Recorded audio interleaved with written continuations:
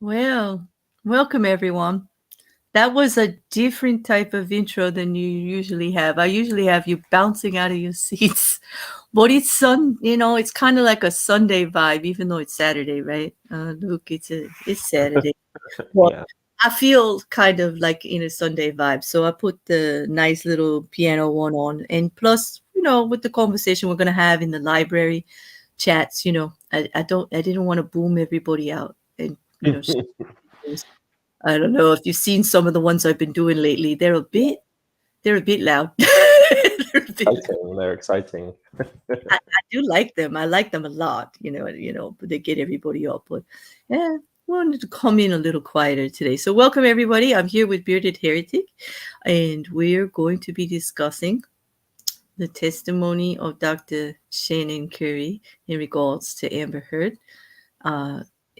Just a little history. Amber Heard had to sit for a mental health evaluation because in her counterclaim, she was claiming PTSD symptoms and making allegations against uh, Johnny Depp in that regard, that his abuse had caused her that situation, which opened the door for them to um, ask her to sit for it, and she did.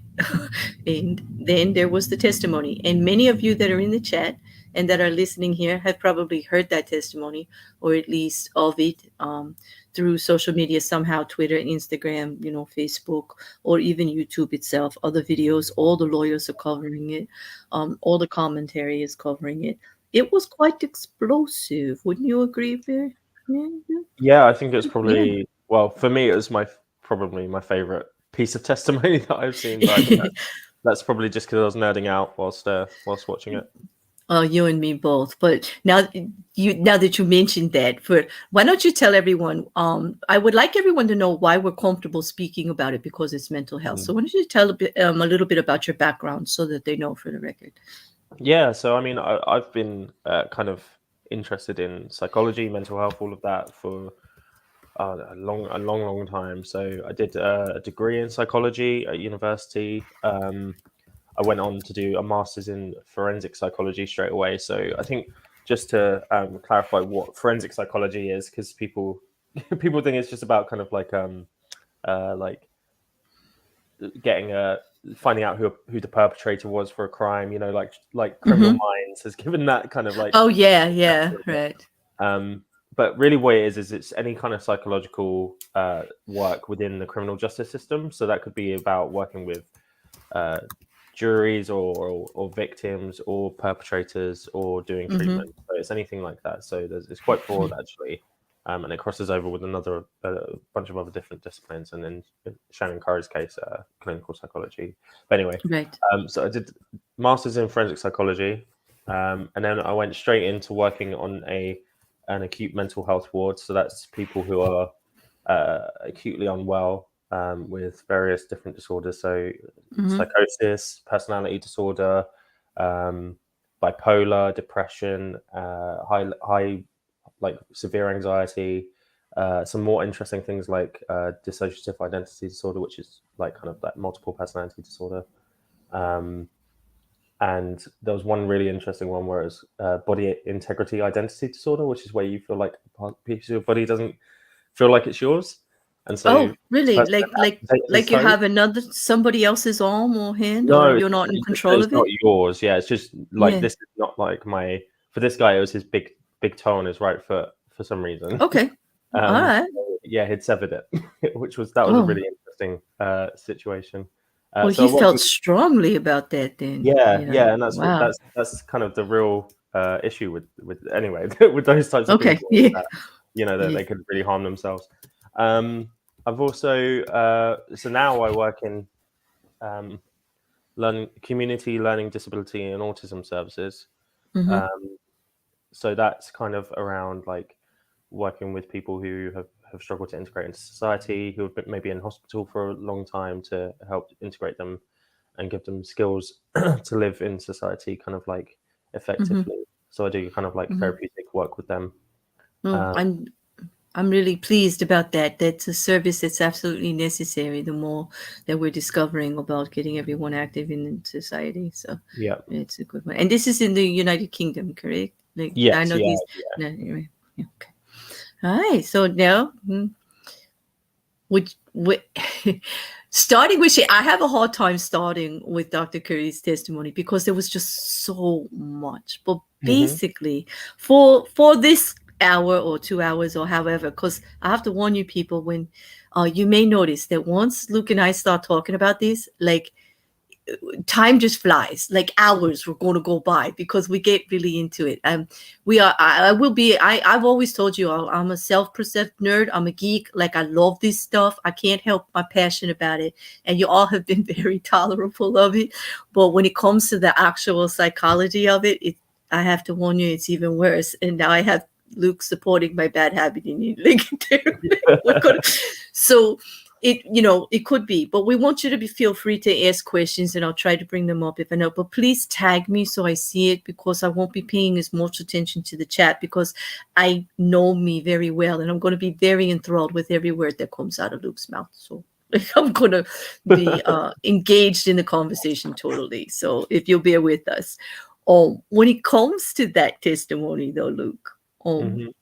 she laid out so many personality disorders in so many things, and that once you start looking into those personality disorders, you start to see it, you start to like match up all the little pieces to all the stories that we've heard, all the video, all the audio, all the incidences, even just her effect in court. And it can, and it can be a little overwhelming for one, keeping them separate.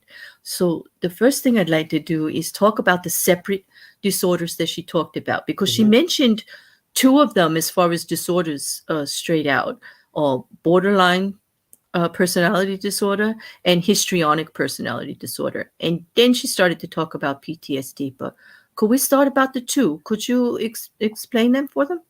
Yeah, absolutely. So if we start with borderline personality disorder, so um, I don't know if this is the same in the States, but in the UK, in our diagnostic, because we use a different diagnostic manual to Mm-hmm. the United States called the ICD-10. So the Mm-hmm. United States uses the DSM-5. It's changed they've changed the name of it basically to emotionally unstable personality disorder, Right. and I think that actually describes it in a much better way than borderline personality disorder does, because yeah, it just is a bit more descriptive in terms of what Okay. you're actually likely to see. So it is about that kind of instability, that emotional instability, particularly. Um, Mm-hmm. So you tend to see somebody with emotionally unstable personality or borderline. I'll use borderline personality Mm-hmm. disorder. You tend to see them having quite extreme reactions to situations, especially negative situations, and that can come across as anger or like quite extreme sadness, or quite extreme, levels of fear in certain situations. So their emotions are kind of exaggerated to a certain extent. That's not to say that they don't experience them to that extent, but they would have a stronger reaction to things than somebody without the disorder. Right. Okay. So that's one of the key things. I think Dr. Curry mentioned that. Well, I think she was asked in cross-examination, is it born out of trauma? Like, is it as a Mm-hmm. result of trauma? And her response was no, and that is Mm-hmm. the correct response. So Mm-hmm. it's not trauma based usually, but it's about attachment. So it's Mm-hmm. usually involved in around like kind of how someone's attachment style develops, and then how that develops throughout their life into their personality, essentially. Mm-hmm. So it's like kind of a developmental process. Um, No. and what that attachment style is around, it's kind of like a massive part of borderline personality disorder is about abandonment and a fear of Mm-hmm. abandonment. Mm-hmm. Um, and that doesn't necessarily come from actual being abandoned throughout your life. That's not necessarily what it comes from. It's just about their perception of being abandoned, and they're not Mm-hmm. wanting to be. So, and I think Dr. Curry made that very clear in her kind of testimony Yeah. that, Mm-hmm. like what you'll see extreme reactions in situations where somebody feels like they might be abandoned, right? So, Right. And yeah, I think we saw a lot of that in the testimony of others in regards to her reaction to Johnny and in himself, about the abandonment, the fear. I believe the marriage counselor even brought that up, didn't she? About her overwhelming fear of him just leaving, and that she yeah. realized it was irrational, but she couldn't do anything about it. It was just Hmm. there. Yeah. I think that's actually a really Mm-hmm. good point, Claire, that it's not a choice. And I think Mm-hmm. that's something that we all need to kind of be aware of, is that there are things that we can choose to do. But if somebody can't, and it's a failure to regulate, like they can't regulate those emotions, um, Yes. Yeah.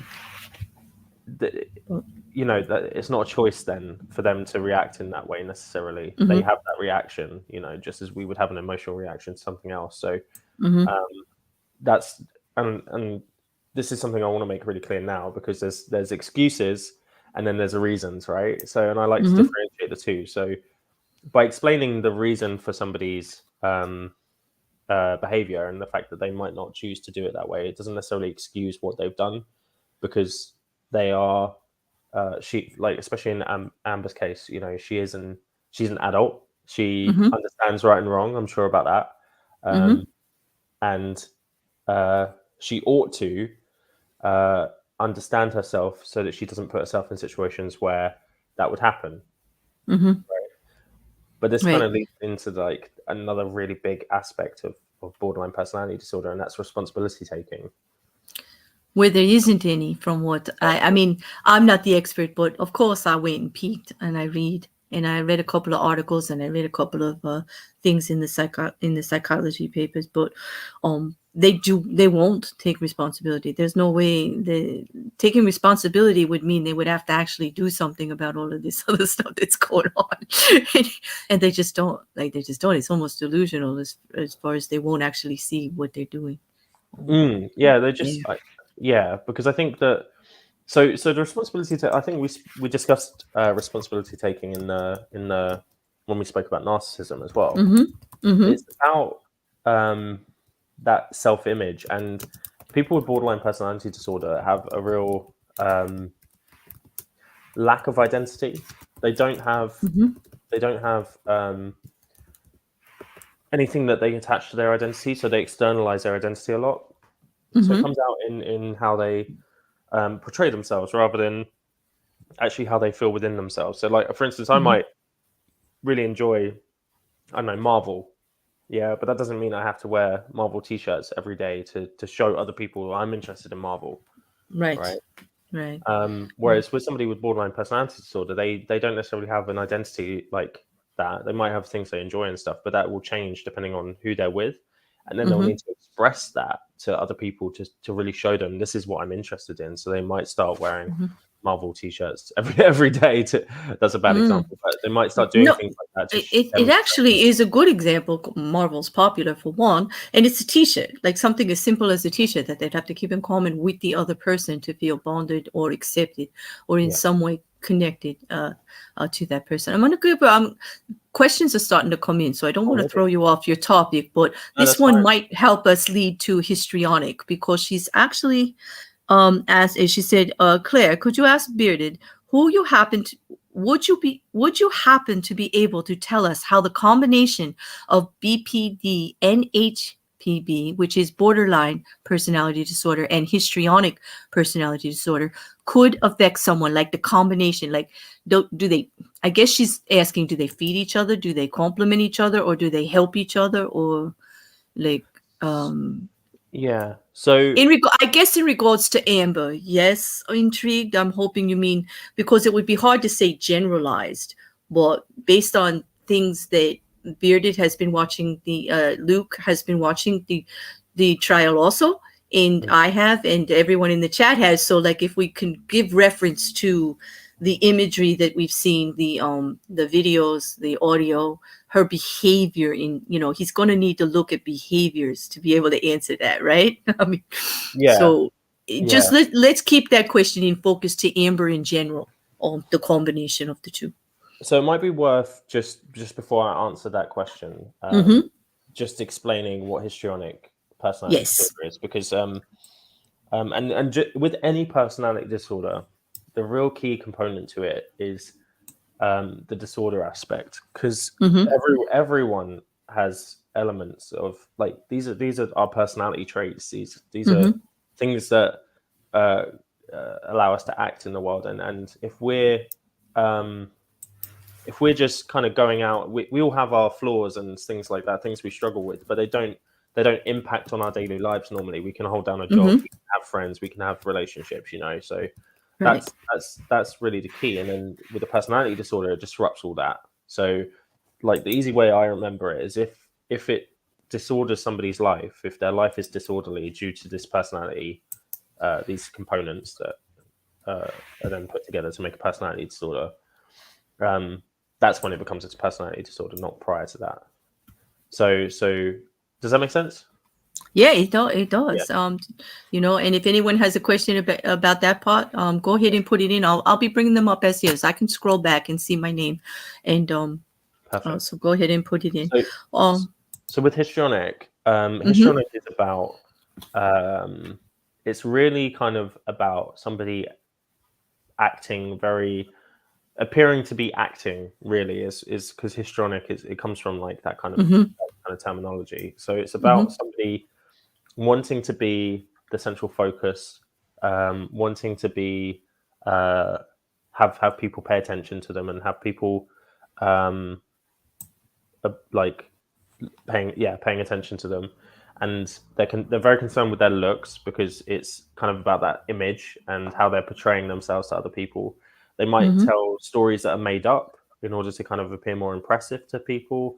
They might uh, they might kind of talk a lot about, they might have been in a situation or have a feeling, and they'll exaggerate that to a certain extent, using very kind of flowery language, very exaggerated terms, like, like hyperbolic things, like it was the best, or it was the most amazing, and actually, when you kind of boil it down to what they've said, they haven't said very much. So it's almost like Mm-hmm. they're kind of like, trading it in, like they're taking something very small and then making it into this big thing using words, but there's not actually much content in it when you actually Mm-hmm. kind of think about it.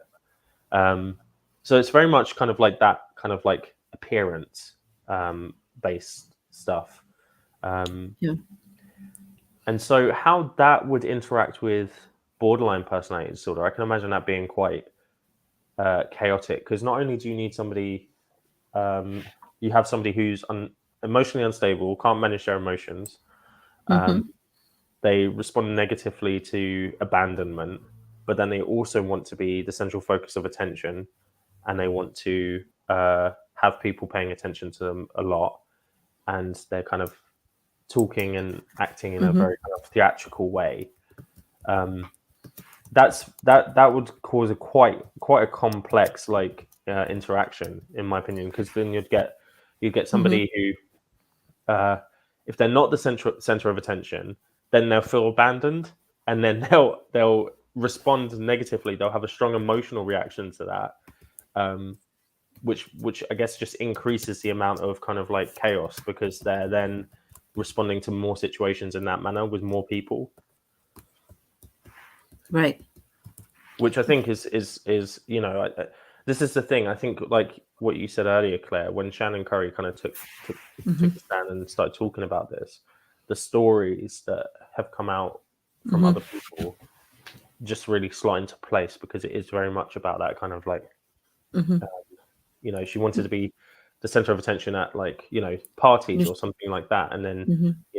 or Johnny Depp hanging out with his mates playing music, Mm-hmm. and then she's not the central focus of attention, so then she'll Mm-hmm. cause an argument because she'll have an Yeah. emotional reaction to that, because she'll see that as an abandonment.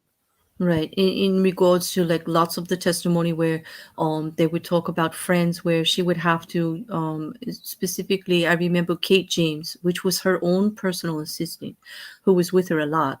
But if she spoke to Johnny separately, um Amber always found a way to interject into the conversation or make it that they were doing something untoward about her.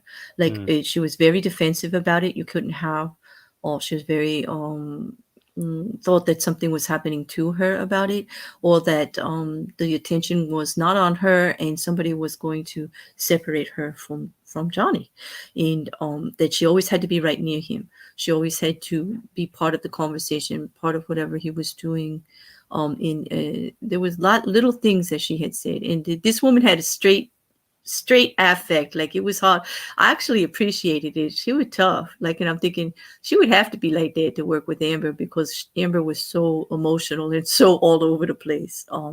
But she also talked about phone calls she would get from Amber where she was very emotional on the phone, like something dramatic was going on, and if she needed help right away, and you got to come here and help me sort this out, and blah blah blah, like making it all chaotic, and like I really need you, and please, please, please, and then she'd get there, and she's just calm by the pool, like nothing's going on with her friends. And mm, she said that was the most frustrating part of her job, right? Like because that's what when you talk about her overemphasizing everything, that's what she was doing to the people around her constantly, and then they would go and do it, like see her, and then it would be over with in like a minute, like in a half hour, 15 minutes, everything's just like calmed down and just something totally different. yeah, and I think that especially with histrionic personality disorder, you tend to get that kind of like more uh like agitated or frustrated Mm-hmm. behavior towards subordinates, like Mm-hmm. so people with histrionic, because of that kind of like that feeling of wanting to be the center of attention and having people around you that are deemed to be lesser than you, Yeah. it's almost like you don't care about them. They're less powerful than you, therefore Yeah. you're the more powerful one, so you can exert that power. And that's where histrionic personality disorder becomes problematic. Mm-hmm. It's not just about kind of being flamboyant and and making like Right. grand Well, stories up and stuff. It can right. actually be really destructive. Yeah, it is, and it's also like one of the examples. I'll stick with Kate just because I remember. Like I'm already speaking of Kate, who was the personal assistant. She said about the magazine that she was, Amber would send her out to get duplicates of all the articles that she was in, all the magazines, papers, anything to do with her publicity and everything. Which is, that part is not that uncommon if you're in that industry. You want to know what Yeah. people are saying about you.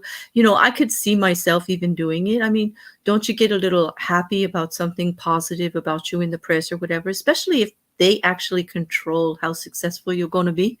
You do need to stay on top of it. That part I didn't have an issue with.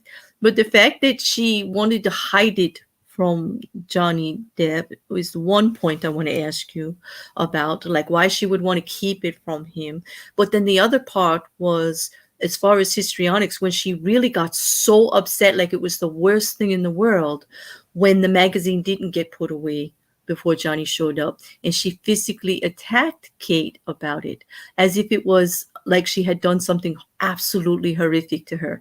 Like Kate said, it was absolutely an over response. I mean, this is how she actually told the story, as if there was no need for it to be that bad. Like that was crazy for her to act like that.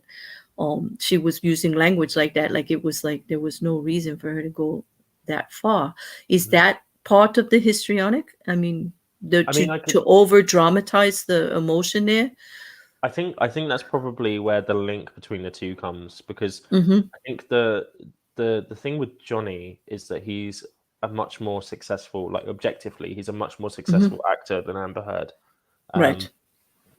like personally, I hadn't even really heard of Amber Heard prior to her Mm-hmm. relationship with Johnny Depp. The first I ever heard of her was when they were having the issues with the dogs in Australia. That was all over the news here. I Right. don't know if it was in Mm-hmm. America as well, but they released a weird video that felt really Yeah. forced Mm-hmm. about Mm-hmm. why the dog should be uh, should be allowed in Mm-hmm. Australia or something. Mm-hmm.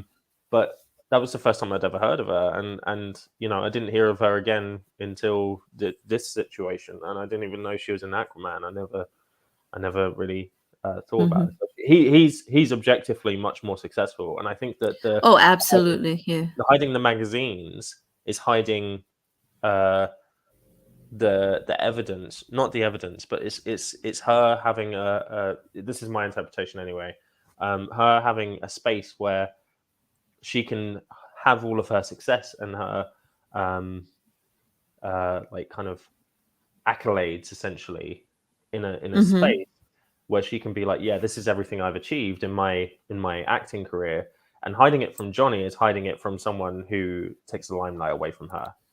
And I then see. the reason that got so blown up is because of her emotionally unstable personality disorder, Mm-hmm. where you know she can't regulate her emotions. She sees an offense happen, like someone's offended her, Mm-hmm. and she reacts to that in a really kind of like very angry Mm-hmm. way, which is Right. very strong.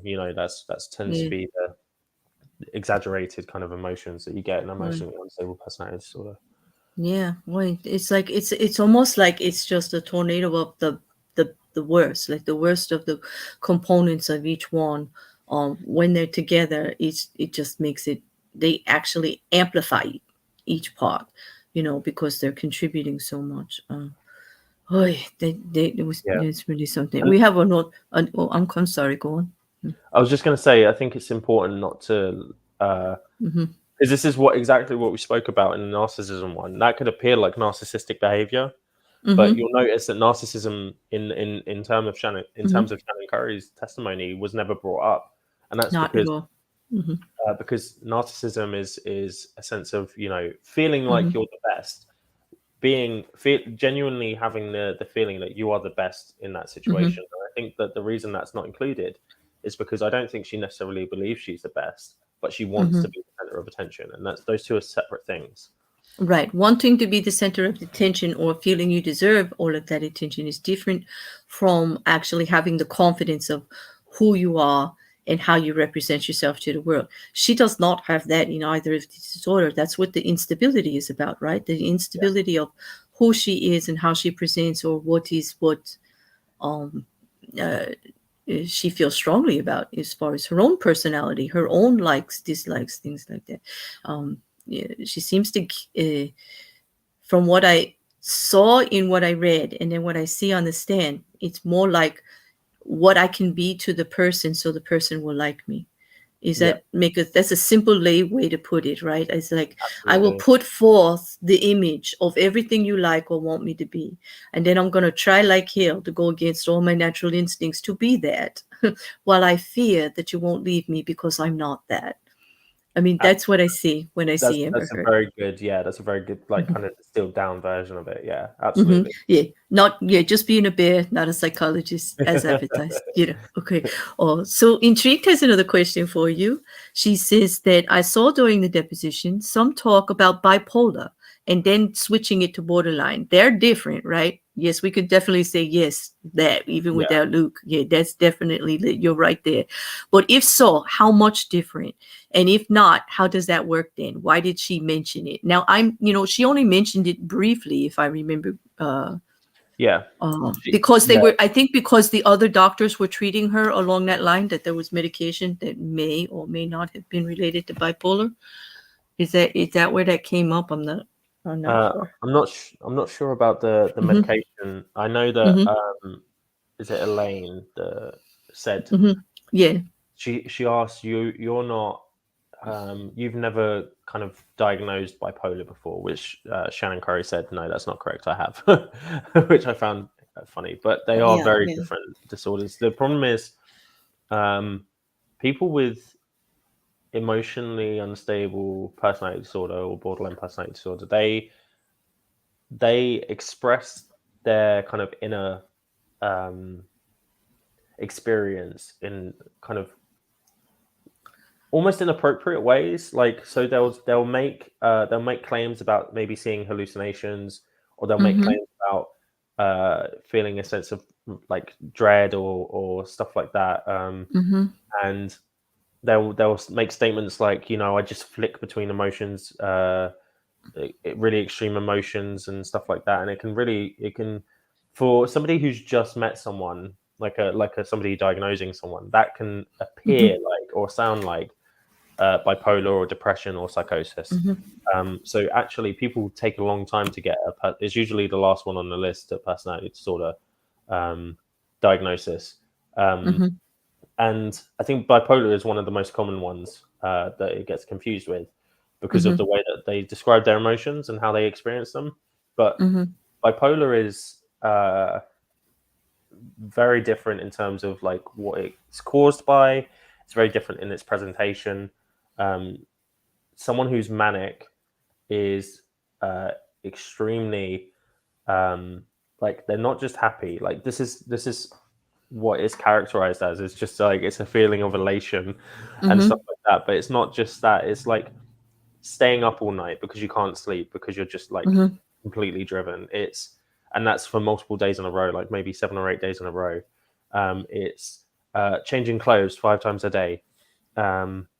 It's going out and spending all your money that all the money in your bank account in one day on a shopping spree, or getting plane tickets to a different country or stuff like that. So mm-hmm, and the depression experienced in bipolar as well is very much really debilitating. So it's like not being able to get out of bed. It's not tending to your personal care, so not washing, not cleaning. It's not eating for days potentially. So the extremes are really extreme, and in some cases, the mania can actually be uh, seen as psychosis as well. There's one patient who always sticks in my mind who had bipolar, and she was talking about like having like she's so like kind of happy and stuff. She's connected to a different uh, level of consciousness, and she is now seeing things through her third eye, and being able to kind of see people for who they truly are and stuff. And that was like a hmm. psychotic element to her bipolar, her mania, and that Wow. you just don't get that kind of like that kind of Mm-hmm, discussion with somebody with borderline personality mm-hmm. disorder. That just doesn't happen. So Right. So basically, Dr. Curry did not focus on that at all. So she's like not thinking that it's that bad.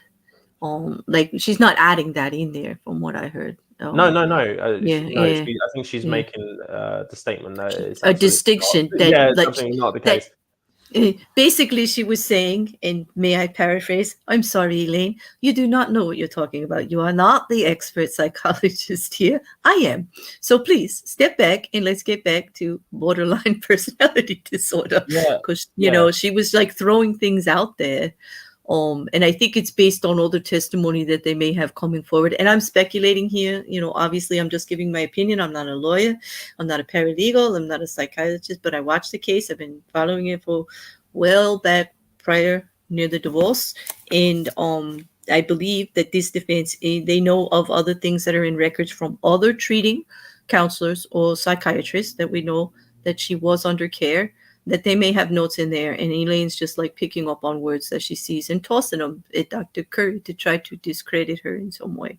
It wasn't working. I think It the other wasn't thing they working. might be trying to do is confuse the Jury. Yeah, Yeah. because something like bipolar, so bipolar would cause somebody to act irrationally and remove responsibility, because they're acting in a way like they're basically they're not cognition. I don't know. Can't, Yes, they're cognizant. Yeah, you have it. To their actions essentially, right? So especially someone in like a really manic phase, and if I suppose if they can convince the jury that her disorder meant that she was kind of acting erratically and wasn't cognizant to her behavior at that time, then Right. it calls for like a she's not responsible for it, and Yeah. even if they then lose, the jury might take that into account, so they might just say like they might fall in Amber's thing. But with borderline personality disorder, responsibility entirely falls on that individual. They have capacity to make decisions. They understand what decisions they're making. So And basically neither of these, I mean, they're not interfering with her actually understanding what reality could be. It's actually just her perception of her own place in that reality that's obstructive, right? Like that's kind of convoluted. Is that correct? Like she understands what's going on all around her. Like, she has no distortions of reality. So it's just behavior stemming from her personality. And that's a very big distinction, because that means she is able to take responsibility. She is responsible for her behaviors.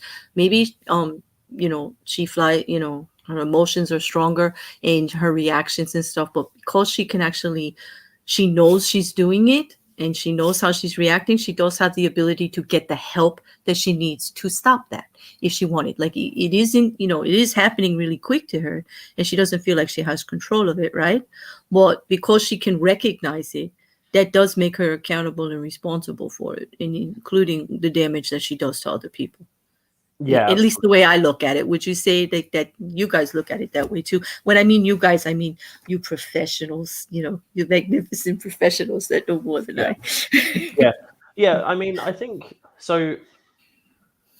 I think you're right. I think this is where like I struggle a bit, because I don't know if you saw my tweet about feeling a little bit more sympathy for Amber after hearing the I tell you a secret, I did too, and I caught hella from all my friends, because I was just like, not that I feel sorry for what she's done to anyone, but after that testimony, what's going to happen as far as the onslaught of just negativity that's coming her way. Yeah. Based on her conditions, that's going to be hard to wrap her mind around, but I'm hoping she uses it for good, like she uses it to move forward. But I just said about the social media part of it, about, dog piling and lynching and, cancellation and all of that. Yeah. And just that, because I don't like support that kind of stuff anyway. Like I want us all to act better. I'm, rose-colored glasses over here. I realize the world's not like that. It doesn't mean I don't want to present an attitude like I wish the hell it was every single day. And I do. I wish it was better that didn't happen. Like it happened to Johnny.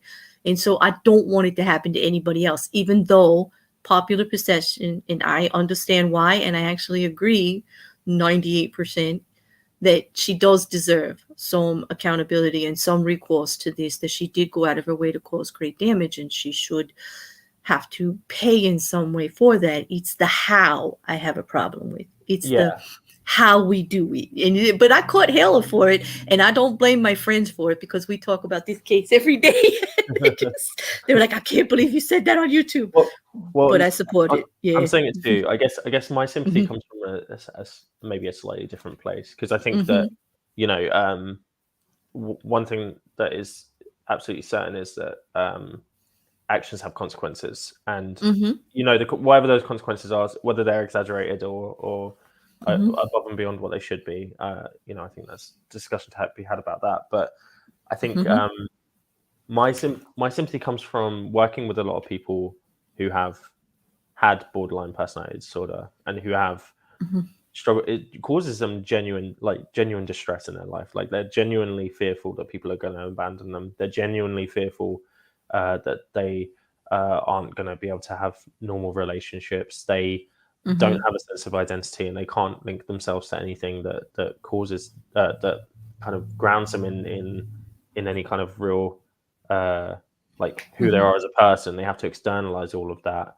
Hmm. um, they and in terms of healthcare as well, they're massively undersupported. That they're Right. such complex Hmm. individuals, and they cause so much chaos. Like, all of the people that I worked with who had borderline personality, and I worked with probably hundreds of people who had borderline personality disorder whilst I was working on the ward, because they come in constantly to the ward, and people come Hmm. in, once a month, sometimes once every fortnight, and that's because they're trying to get that validation from, trying to get people to care about them, trying to get people to care for them. And a hospital setting is a really good place for that. So they'll do things in order to get admitted and then stay there. Um, and the support in the healthcare industry is just not there at all. It just that Yeah. we just don't know what to do with these people. So Hmm. Right. Amber's probably had these kind of signs and Hmm. these behaviors since she was an adolescent, right? This Yes. kind of stuff starts in adolescence. This is when it really kind of like, That's a question that was just putting up for you too. What oh, age do those symptoms start? Amber right. Heard must have been showing signs for before, like years before any therapy. Do parents make excuses for the behavior, like spoiled or dramatic? Yeah, so this is exactly kind of what I'm getting at. It comes out in like kind of adolescence. Uh, Psychologists and psychiatrists don't like to diagnose adolescents with any kind of personality disorders. So they usually call it emergent personality disorder, because it's quite a damning in healthcare Hmm. anyway, quite a damning label to be given. And it will just, she's probably acted like this for years and had no Hmm. support. And I'm sure in her position of privilege, being like quite famous and having a lot of people around her who are willing to do things for her, people have just, rather than addressing it, they've just accepted it and Hmm. been yes men, and just probably excused, oh, that's just what Amber's like, and then allowed it to essentially encourage the behavior. And the one thing that you need to do with people with borderline personality disorder is you need to kind of give them a space um, Hmm. to know that they can ask those questions, ask for that Hmm. validation, ask for that knowledge that they're not going to be abandoned, asking Hmm. for that sense of, or helping them to develop that sense of identity. They can do that in different ways, and the Hmm. only way of doing that is through experience. You need to like kind of sometimes it's quite cold. Like, a lot of the time when we're on a ward, we're responding to people with personality disorder, we just have to Hmm. ignore them or have minimal interaction with them when they were in their heightened state, and when they were acting like they were very upset or they were really Hmm. angry. Just ignore them and then talk to them about it afterwards. Um, Hmm. and it's not natural. It doesn't feel right to do that. It I've does, become quite good at it yeah. No, I can because get it. Yeah. because Yeah. because I've practiced it a lot. But it feels wrong to leave somebody who's really like crying, like really like gutturally, like really profoundly Hmm. crying, and Hmm. just allow them to cry it out and then talk about it with them afterwards. It's very hard to do that, and for people in their relationships, they would be getting that kind of attention and people Hmm. going to them in those states, and it reinforces that behavior. No, I get And it. I'm sure it's never been addressed with her, so she's just kind of continued, and now it's reached this point, you know. So that's why I feel sympathy for it. It's not because I don't think everything she's seems to have done towards Johnny is Hmm. wrong. But if there had been that support and it had been identified earlier, then you know she would have probably been able to get the right Yeah. help for it. Yep. I need to stop for 1 second because Yeah, I'm sure. not very used to this, so I do apologize because I'm dealing with two different messaging for the chat. I have the StreamYard going and the YouTube. But Nimrod, thank you very much. I feel very honored that I finally, his messages, I finally get to share sex with Claire Berrier. And sex is a type of monetary donation that he's been doing over at Randy's. And it's like an inside joke. But yes, we have finally had sex. Yes, sec with a K, okay? So, but thank you very much. I didn't mean to make you wait so long. It's just I could not actually figure out how to pull it up. That's why I'm reading it. I'm a noob. I'm an admitted noob at this. I do not know how to do this very much. But thank you. Yes, Beaver, Nimrod gave me 6. I feel very honored. Very honored. Thank you very much. Okay, and I have more questions for you. I just trying Oh, to wow. get them. I'm Yes. gonna because my feed went wacky. I have to read this one to you. The Turtle Moves would like to know if you could talk about Amber Heard copying Johnny's dress after 3 weeks. It's getting a bit weird. Oh, this was an interesting conversation you and I had earlier. So, Yeah. yeah, if you'd like to talk to her about that, that is a little weird. I do admit, like that was bizarre. Mm. Yeah. Um, I'm not surprised. I think that um, so Shannon talked to Shannon. I'm on first name basis with her now. Mhm. Dr. Curry Yeah, talked about yeah. um, Mhm. uh, mimicking behavior in people with Mhm. borderline personality disorder, and talked about how you tend to see people adopt other people's personality traits in order to Mhm. kind of like fit in and feel validated. Mhm. And they'll, you know, they might start to like that music, or they might start to dress like them and stuff like that. I need to, in my opinion, this is not what's going on. It's not about that mimicking behavior in this situation. Mhm. I think that Mm-mm. for copying his dress in court is more of a power dynamic. It's an abusive behavior. Mhm. It's a control and intimidation tactic, Mm. being used by Amber to try and essentially psych Johnny out, cause him more distress. I Um, had thought the same thing. I remember we were speaking earlier. I have said this, right, everyone on YouTube, and while we're on Royalty Streams. I'm like, she is harassing and intimidating him. That is like really weird how she's doing it. But she's trying to get his attention in some way, and not in a good one. She's getting under his skin, like in a forceful kind of way. yeah, and it's that gaslighting. It's that Mhm. because we've heard her gaslight him. So and Mhm. gaslighting, Yeah. just I don't know if anyone who doesn't know, but what Mhm. gaslighting is, it's making out like a perception of a situation is kind of like it's easy to describe with a story actually that is named after. So there's a story about this wife and a Mhm. man, and the man would turn down the gas lamps a little bit each day, and she would be like, "I swear the gas lamps are going down," and he would be like, "No, they're not. It's just you. You're crazy." That kind of thing, right? Mhm. So it's Right. basically Mhm. makes it seem like you've witnessed something and you know it's true, but then they'll say, "No, you're just acting crazy." Like Like, it's no, you obviously not. didn't see it. Oh, there you go Yeah, again. Like, you ever get that? Oh, there you go again. Just like, yeah, making it. Oh, yeah. there you go. You always do that. You A big you always put that on Yeah, it. Mhm. a big one in this case is her approach to how they fight. She's saying that them just having a big fight, one big fight where it's very aggressive and full of anger, and they're insulting each other and stuff. That's normal. Whereas him leaving to take a break and going to a bathroom and not wanting to Mhm. engage, that's not Yeah. normal. That's her w- gaslighting, because Right. that's the normal way people fight. People Well, take breaks. no, and I do know that people fight. Like, so, in honesty, everyone has been in a situation where things got a little out of control in some way, regardless of personality disorders and things like that. What you find is acceptable, arguing or communicating patterns. Sometimes things get a little dicey. Okay, occasionally, but how? what really struck me about her was her total disregard for how he's trying to tell her, but I can't do that. How many times did we hear him say, I can't, I gotta go. That's how I do it. I have to go hide. I'll be back in a few minutes. You need to give me, you need to give me some time away. Like I have to reground myself. I have to like back away. He's trying to tell her over and over. And she's like, no, that's like, you don't love me. Like you don't care enough. You're not here.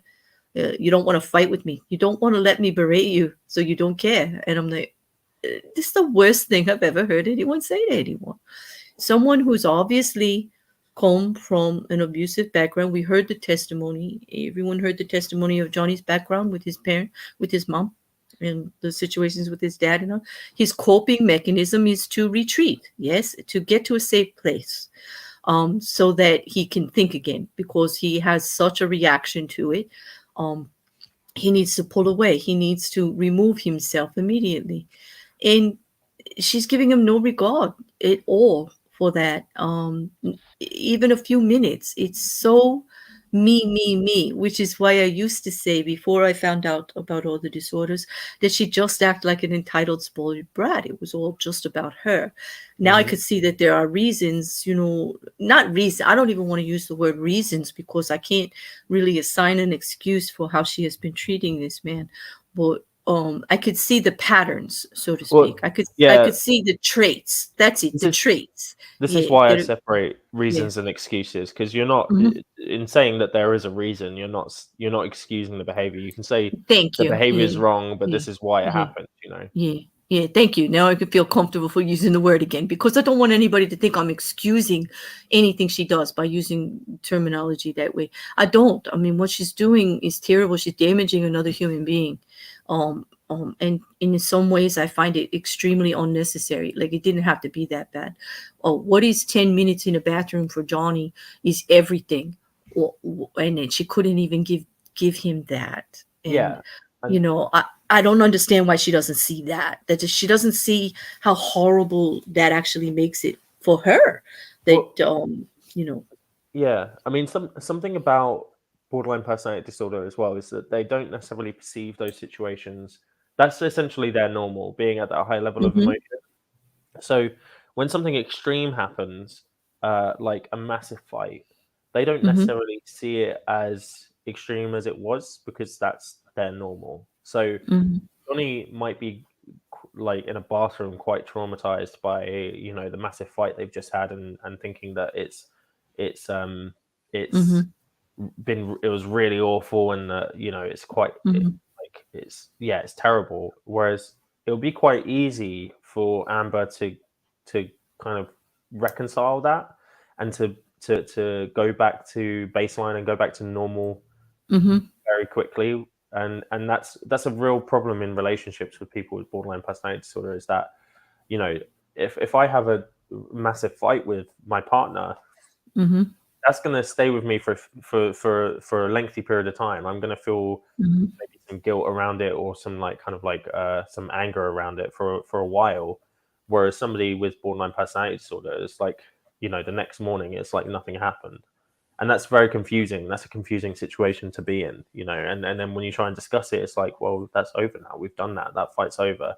And it's like, mhm. wait, it's still with me. I still have that feeling because Right. it's not something we're used to as like kind of typical individuals that don't have personality disorders. No, I get that point. We've got quite a few different things going on in the chat that I just want to. I can't pull all of the messages up, but I just want to say that Mandy, who does the recaps with me, is in the chat, and she's read a lot of stuff on there. She said that it has been written in somewhere that Johnny might have bipolar disorder, but she doesn't know if it's part one, number one or number two, which I guess there's two classifications of that. Um, if he did, would that really would kind of make the situation a lot worse, wouldn't it? Like, I don't know. First of all, do you see anything in his affect or what you had heard? And I know this is just speculation. I know you can't diagnose based on videotape or audio or what you see in the trial, but just like your opinion, do you think he possibly could, or perhaps another disorder? I mean, we know he's traumatized. That is evident. but that is contributing to the situation in the toxicity that we see in their relationship. I I Mm, I I don't. do. You could say no comment if you don't want to go there. No, That's fine. no. I Yeah. mean, I think we need to be careful with diagnoses. Yeah, I don't want to diagnose. I just want to, yeah. I don't see any reason to believe that Johnny would have bipolar. I don't know if it's I been written somewhere. I didn't. I know one thing that was written somewhere, like he's a Gemini, so like he's gonna have duality all over. And not that I believe in woo or anything, but like people would say that he's of two minds anyway, so that maybe they're referring to that. But I have not seen a clinical anything on it. No, But then no. let's just talk about what we do know, that he has admitted in court to the trauma of his childhood and Hmm. how that contributes to the relationship and what is going on with Amber, like how that's making it even worse, the toxicity, like where the problems are with it. Yeah, I mean, so people that have had traumatic childhood experiences and abuse, um, there's a lot there that makes them vulnerable to that later on in life because as much as they don't want to engage with that kind of thing, it kind of like it's something that can be played on quite easily. And somebody who wants to be abusive towards somebody can use that to their advantage because of the trauma that's there. So like for instance, you know, if that was a coping strategy that Johnny used to leave a situation, leave to go to a bathroom, then an abuser, potential abuser, can then use that to like what Amber has done, to say that's not normal. That it's not normal to do this, and then make him seem and feel like he's abnormal and that he should be doing things differently, and then that really plays into an abuser's hand. Um, and so playing on somebody's trauma, you know, because that kind of, especially childhood trauma, can like that lasts for life. That doesn't go away without like some really serious therapy. And even then, there's going to be elements that are gonna still affect people. You know, you can't get rid of everything. So yeah, it's really kind of you see it in a lot of kind of DV cases where the person who's been abused has had previous abuse, like because it just kind of yeah it's easier to use those kind of like that historical stuff to abuse them. And I think with Yeah. Johnny as well, he's an introvert. I think that's a really important thing to consider. He's very introverted, which means that which is interesting for an actor, but it's not. It just means that he gets his energy from within himself. So it's not necessarily about confidence, and it's not introvert. A lot of people link introversion to a lack of confidence and a lack of social skills and stuff like that, but that's not Oh. what it is. It's about where you get your energy from. So extroverts get their energy from other people and from social situations, whereas introverts like to get their energy from themselves and what they do independently and how they do that. So and conflict is a really kind of big thing in introversion, where people who are introverted don't tend to want to engage in conflict. They'd rather leave the situation and just like kind of Right. then like Yeah. think like reflect internally. Right. And I think that's a really key thing, is because, you know, Amber's kind of playing on that as well, saying that's not normal. You know, you're leaving the situation, you're going and reflecting, or going and kind of internalizing stuff, and you're spending time alone in that. And you know, I think that that's been played into a lot as well, that introversion. I think she's done a lot to make him feel like he's well, it's the gaslighting thing again. She's done a lot to make him feel like he's the crazy one. He's the one that's Right. um That that's he could fix it. That if she's not, a lot of the testimony was that Amber's not happy. Like Amber started out all, everybody said sweet and like caring and all over and very good and a great girl for Johnny. Like looked so supportive, looked like they had a lot in common. They looked very, very happy until they weren't. Until Amber became more sullen and like more pressed that she wasn't happy enough and Johnny wasn't doing enough to make her happy enough, as if her happiness was keyed on everything Johnny did. And that's a terrible place to be in for somebody like him, because she's just frowning all the time. She's saying things to him all the time. She's berating him, accusing him of things. Trying to have these arguments, starting arguments. Or several of the witnesses have stated that they have witnessed Amber start the arguments. That most of the arguments they heard, Amber had started them. Amber was the aggressor. Johnny was just trying to leave the situation, go from room to room, just not talk about it, like back off. Um, Mm. and that she would get like worse and worse. And I'm thinking, does that happen with this disorder, that they start? I mean, I guess what you explained about the personality disorder, that they don't have a good grounding in who they are, so they're like mimicking who they think you want them to be, and so then they can't keep it up for very long, and this is where that dissatisfaction comes in, and where they start blaming it on the other person. You don't love me enough because of this, that, or the other thing. Or this is Yeah. definitely all your fault that I can't be what you want me to be because I don't know what that is. The Mm. instability of it. She was going, like, just kept getting worse. Is it because he wanted to retreat, because he wouldn't do the fight? Like, is it because he wouldn't give her the battle? Or Yeah, I think that's part of it, and I think that retreating is observed or perceived to be abandonment in that moment. So mm-hmm, it will just so in that situation, leaving would have escalated Amber, uh, because she would have felt like this is proof of abandonment, essentially. But this is the thing, actually, a really interesting thing with people who have borderline personality disorders, um, mm-hmm, is they almost they do this counterintuitive thing. It doesn't make sense, but they'll we all emotionally test people. So we might like do things to annoy people that we care about on mm-hmm, purpose in order to see are they gonna get mad or whatever. We all do it. Like I like for instance might like just or for attention, we might annoy someone intentionally just to get some attention, right?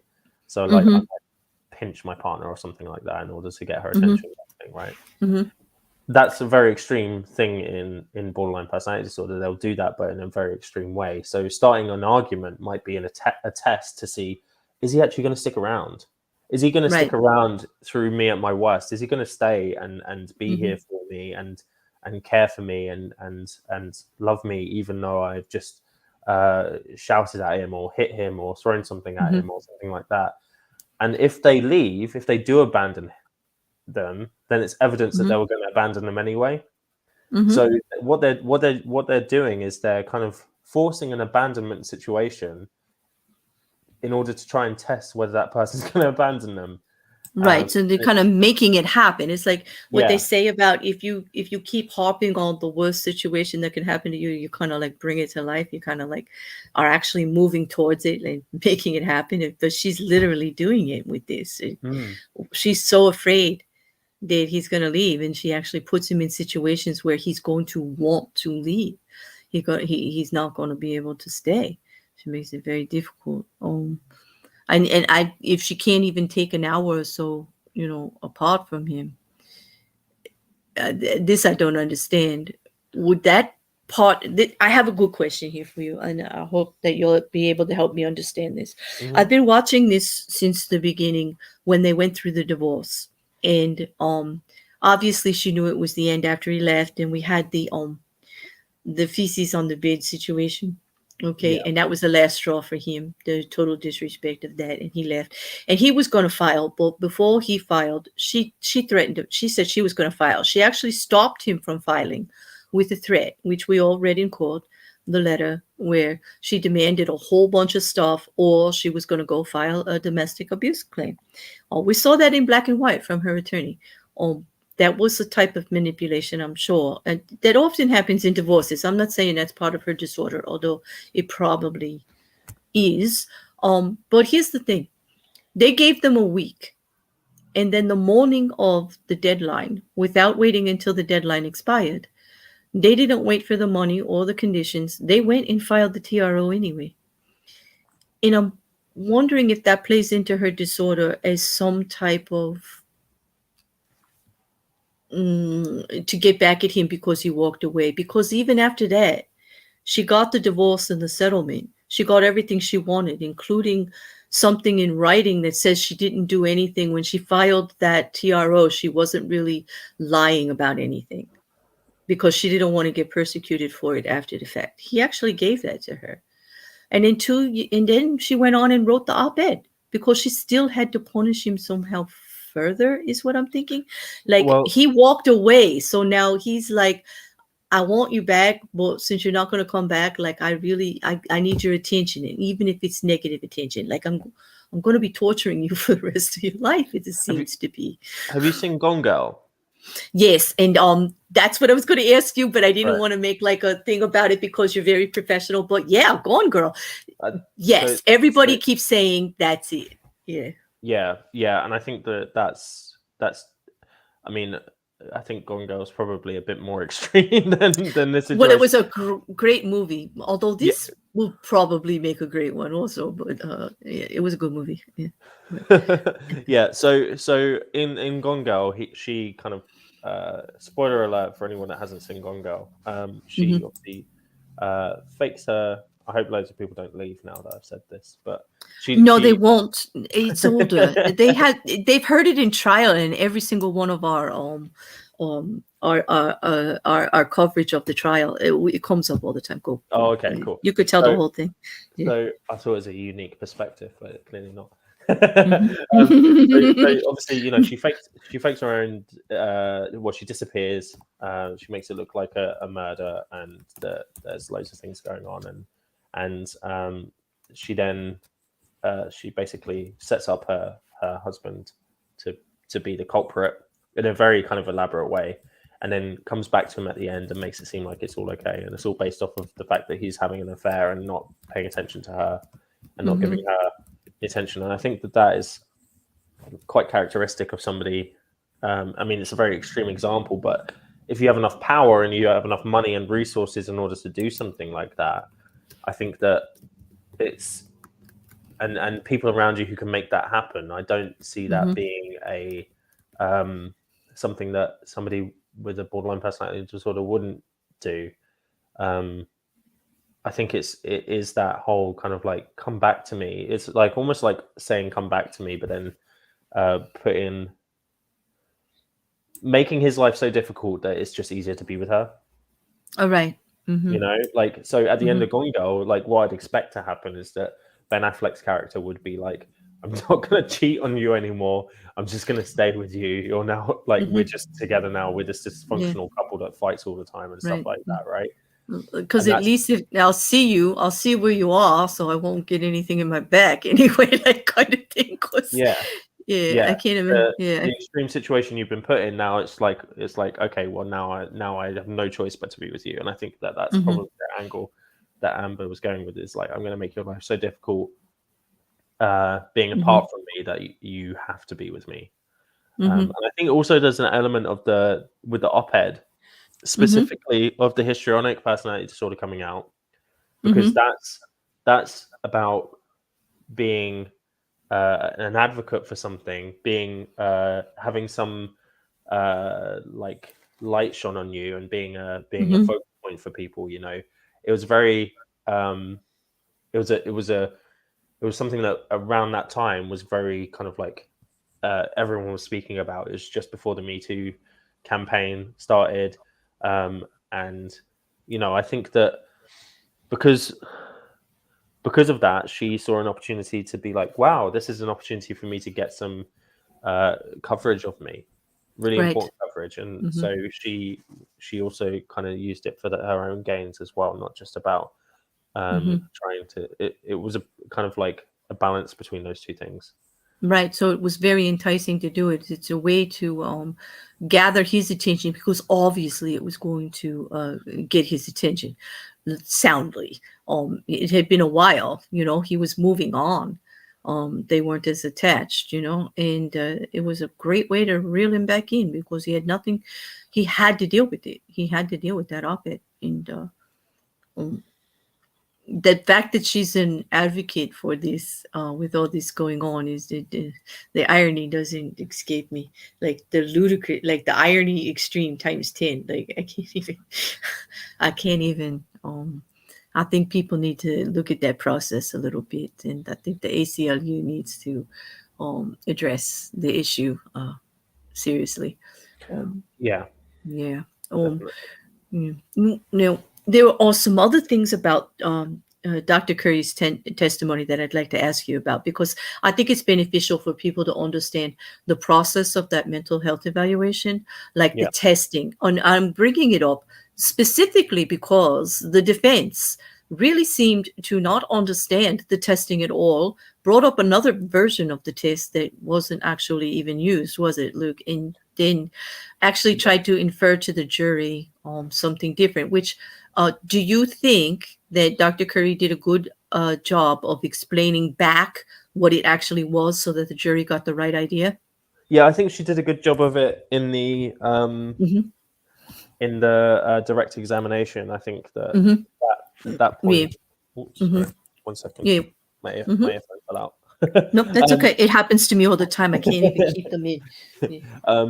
so I think, yeah, she did a really good job in her direct examination. I think that the cross examination, I Mm-hmm. don't understand why they were going after the test, because it's Mm-hmm. such a robust test, and I think what they were trying to do is poke holes in it to make it seem like it's just her Right. opinion.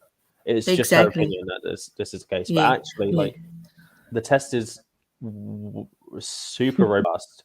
It covers a lot. I mean, like, Yeah. the test to have 567 items on it. That's That not common. That's not. No, That's. that's a lot. Yeah. Mhm. Look, go ahead and tell them about the test, because she made some claims in that too.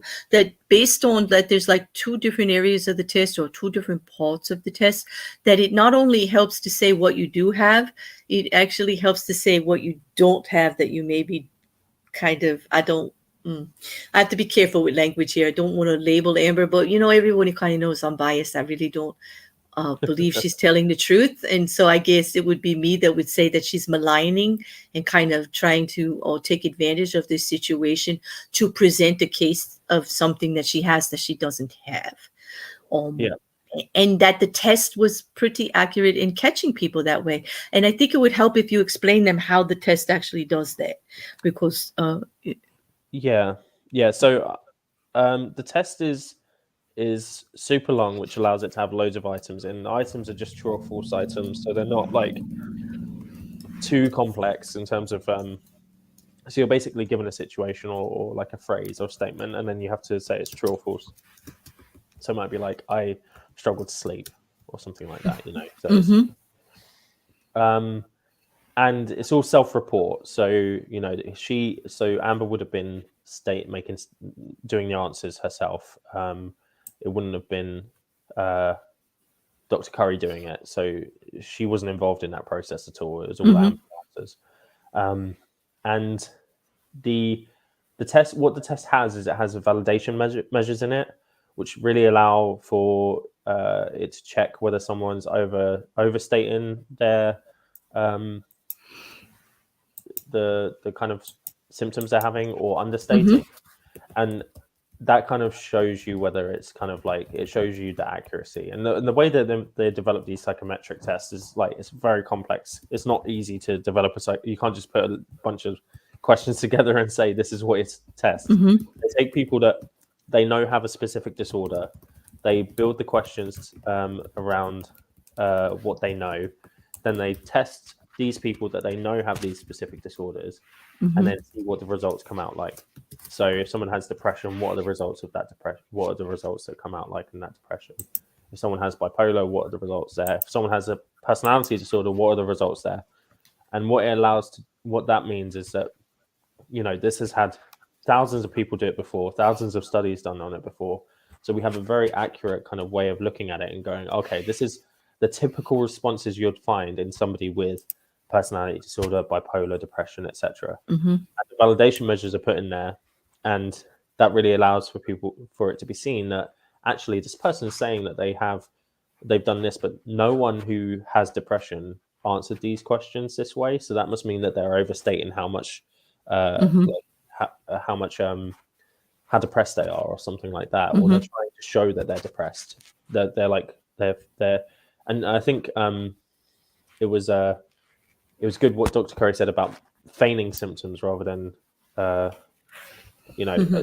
so it's about feigning it. And I think so the test for Amber showed kind of the things typically seen in histrionic and borderline personality disorders, and then also showed that she was over um, compensating for PTSD.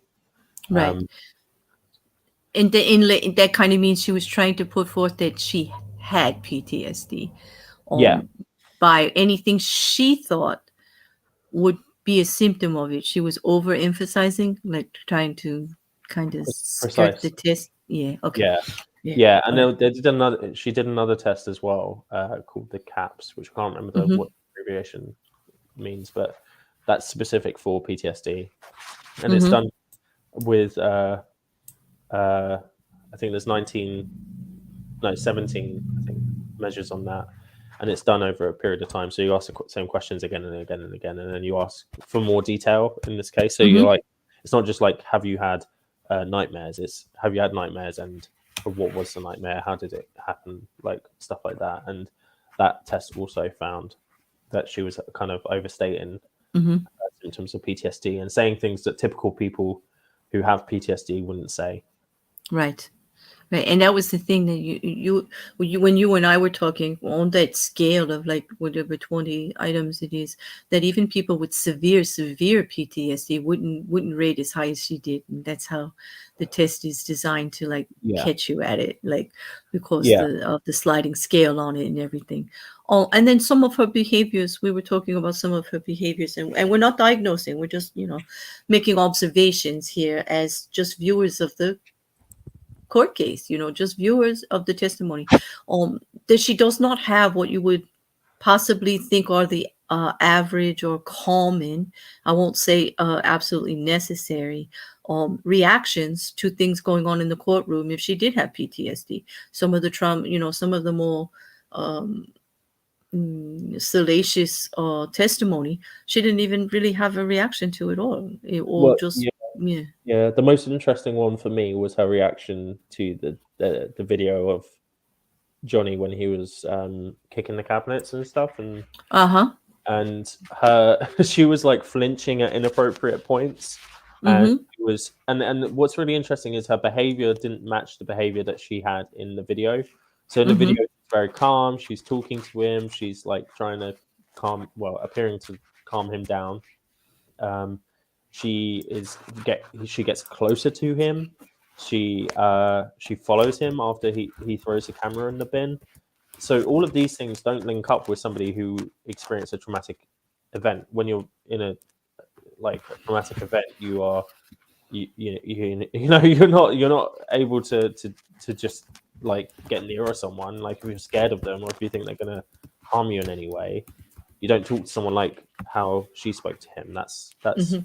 and I'm not Yeah. saying that maybe there are situations where that would happen, but then in the courtroom, she uh, she was like flinching and she was like looking away, like she was like Mm-hmm. being traumatized by it,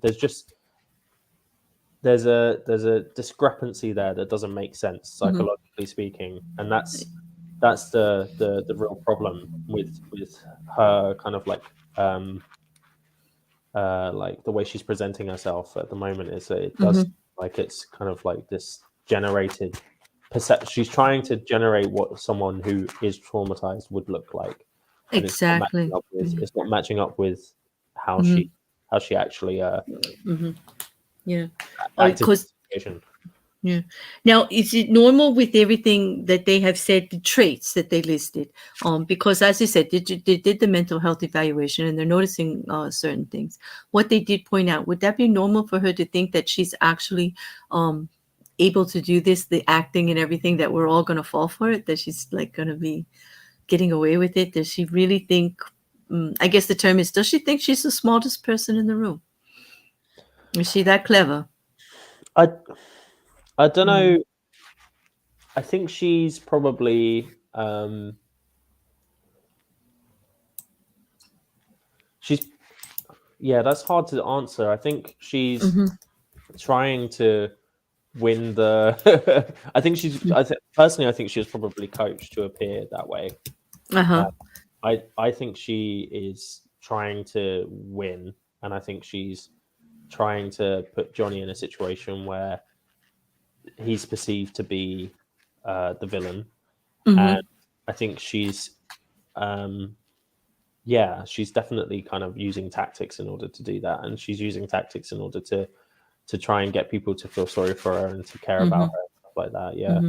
Mm-hmm. Um, Yeah, that's a tough one because it also brings up the something that was mentioned was that uh these other fears that she has, you know, of the abandonment, of how people perceive her, about what's going on, that when she's making up these exaggerations, when she's actually, you know, maybe he looked at her in a glaring way or made a remark like, really, Amber, like, I'm sick of this, or, you know, something negative. He would have said something slightly negative, but then she blows it up to such a big thing that happened. There's the perception that she actually believes it happened. Do you think she actually believes these things are happening? That she's reacting to? I think she doesn't believe necessarily like that she was she won't believe any of the content she's created that didn't happen in those situations. Mm-hmm. Okay. What she'll believe is that he said something offensive and something that caused her Mm-hmm. distress, and Right. that thing was probably quite innocuous to everyone else. Okay. So so with there's kind of more recent research that shows that people with borderline personality disorder have like essentially like a hair trigger on their emotion reaction, Mm-hmm. like Right. physiologically speaking. So we have this thing called the amygdala, not the amygdala, the limbic system, sorry, which the Mm-hmm. amygdala is a part of in our brains, which is basically our fear response. And we see something or experience something that is distressing, and then our limbic system gets set off, and then we react to it, and we get an adrenaline rush, and all of our processing kind of goes out of the the frontal lobe, which is where our like reasoning and our kind of more rational thought occurs. Mm-hmm. It goes into like kind of like fight, flight, freeze, and that kind of like kind of more um, emotional part of our brains. And for Mm-hmm. people with borderline personality disorder, that's really easy to trigger. Right. So the Okay. perception is real. She is experiencing anger. She is experiencing distress and pain in those moments. Mm-hmm. But she won't. She that doesn't mean that it's almost like how it felt to her. So she like she'll be like when you said that, it made me feel like really upset and really angry, and those will be Mm-hmm. real emotions. But that won't she won't be remembering that Johnny hit her or anything like that. Mm-hmm. That won't be Okay. in her memory. That will be fabricated Okay. up. Right. It'll be so she is able to tell the difference between the fabrications and the other. It's just that she does kind of blames the extreme of her emotion on the small act that he made. It's still going to be his fault, and any action Yeah, she takes afterward is his fault. Like, yeah, if and she, I mean, yeah, yeah, I if see that. Yeah. if we think about our emotions, if someone does offend us in some way, we do blame them Mm-hmm. for that. That's true. Like, you know, Mm-hmm. Mm-hmm. that's just what happens. Like if somebody says like something to me that I find offensive and I get angry at it, it's like, why did you say that? You knew that would offend me. Mm-hmm. It's just that, you know, like it's really innocuous things. It's things that we wouldn't even think about would offend someone. That's what causes their emotional reaction. And they're not, Mm-hmm. as I said, they're not in control of that. But uh, they're not in control of the emotional reaction. But everything that they do in that, they are aware that they're doing it essentially. Mm-hmm. Okay. Yeah. So Intrigued has another question for us. How would her alcohol consumption affect bipolar disorder and histrionic personality disorder in their relationship? Same for drugs and the combination of alcohol and drugs. I guess that's a, does it, you know, well, I'll just let you take that. 'Cause- So yeah, I mean, drugs. I mean, it depends on the drug. I think alcohol Mhm, consumption, alcohol disinhibits people. It causes a uh, so for somebody without borderline personality disorder or histrionic mhm, personality disorder, um, alcohol causes us to react emotionally to more innocuous stimulus anyway, right? So someone says something that offends us, we're more likely to be aggressive towards that if we're drunk than if we're not drunk. So for somebody with borderline personality disorder, that's just going to get heightened. So it's going to be even more the case that they're going to react, and even more the case that they're going to have an intense kind of emotional experience. And it's also going to probably last longer. From my experience of working with people with borderline personality disorder, when they have consumed alcohol, it's a long emotional reaction. It takes a long time to de-escalate someone in that situation if you can. And it's just a more extreme version, and I think that's probably the case for other drugs as well. Cocaine, we know, heightens people and makes people more aggressive, and stuff like. I don't know if there's any other drug taken that she's been found to do, but yeah. Well, they had anxiety. They, several of the testimony had been about them having to sedate her with medications and stuff when she gets like really out of control. She did have a nurse with her the whole time.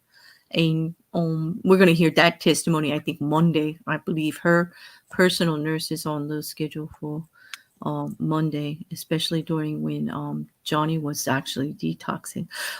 Mandy, my friend in the chat, she's wonderful with the information on Johnny Depp. But she actually did some more research that she could not find the actual diagnosis of what she had heard about him being bipolar for Johnny Depp. But she did find that back in 2014 that he was officially diagnosed by someone with a primary dopamine imbalance and clinical depression, of course, ADHD and chronic substance use disorder, which we know that, including nicotine, that he did abuse substances to help balance his, I guess, what you would call his PTSD. If anybody has PTSD from their childhood, do you call it that if it's childhood trauma, or you just call it did they call it something else? Complex trauma, usually. Complex, right? Okay.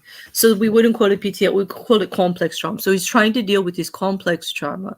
And we know that he uses substances to do that. And so we know that there's a combination of them both using substances back and forth to try to cope with this. So it must make it even more difficult for either one of them to find a balance, to do the right thing, to get out of the situation appropriately. I just feel so bad for it. Just seems to me like it was just a tornado of toxicity that it was so out of control. These two personalities meeting each other, and then not being able to get away from each other. It seemed to take so long, even though the relationship went bad so quick. Yeah, but I mean that happens in relationships with people with borderline personality disorder. And I when I first heard about all of this, and I didn't necessarily know more of the details, I did think it was probably more of a two-sided. They're both just kind of toxic people in a toxic relationship. But I mean, the drug use, I think, anyone that takes drugs there's going to be issues within a relationship there, just because of the way that drugs make people appear. But I think for me, what happens in relationships with people with borderline personality disorder, it tends to be that that person draws out the worst in the other individual, because they're continuously pressing and pushing buttons and testing, and they're instigating kind of fights, and they're doing all these things, and initially the person who is in that relationship with them will be caring and forgiving and stuff like that, but everyone has their like endpoint for that kind of their tolerance, and then you'll start to see more reciprocation in that behavior and more normalization of it within the relationship from both sides. And that's when it becomes kind of like almost like a dual toxicity. But I think it stems from the person with the borderline personality disorder. And I think that's testimony, that's testament to his other relationships where people haven't had that, and they seem to have been fairly kind of just standard, your standard relationships where there's ups and downs and fights and stuff, but it's nothing as dramatic. No, that and that makes sense. But it's just something to watch. Like even in the in the courtroom, or what we have seen since Johnny's testimony, when he actually got to talk about his past and about what this has done to him, a total. Did you notice that, like, a demeanor, the change in his demeanor, almost immediately the next day when he came in? He looked like he just lost so much weight off his affect. Um, his facial structure, like, he was smiling more. He seemed lighter. He wasn't holding his head down. His shoulders didn't seem as slumped to me. It had to be painful to relive everything, I get, but it almost was like we were watching him finally get the one piece he needs to, like, kind of move forward regardless of what happens. Like, I felt very moved by it. I actually started a hashtag I hear you, because to me it was like that last piece of the start of the process to heal was there, that he was heard. Like, he finally felt like he said it, it's out there, and everyone heard it. Like, he's been heard. Everybody might have a chance to understand what he went through, and to feel heard is like such an important part of that process, that it's real, and that it happened, and now you can get through it. Did you see?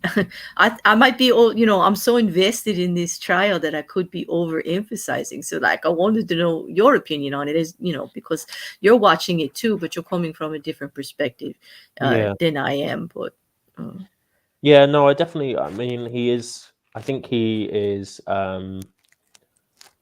he's definitely more relaxed now. I think. mm-hmm, I mean, part of that might be that he's done his bit. He's gotten his part is out of the way now. He just has to sit there and listen and observe and stuff like that. But I think you're right in a lot of ways as well about how he's now told his side of things to the world, and I think what resonated really with me was the closing statement, basically, about him saying, yes, I am an abused man, and mm-hmm, I think that was probably what he was really trying to get across to everyone. It's not about, mm-hmm, I don't think he even really cares if he wins this. Like, I don't think he is bothered by winning this. I think this is him trying to, as you said, like, tell his story, say mm-hmm, how it really happened from his perspective, and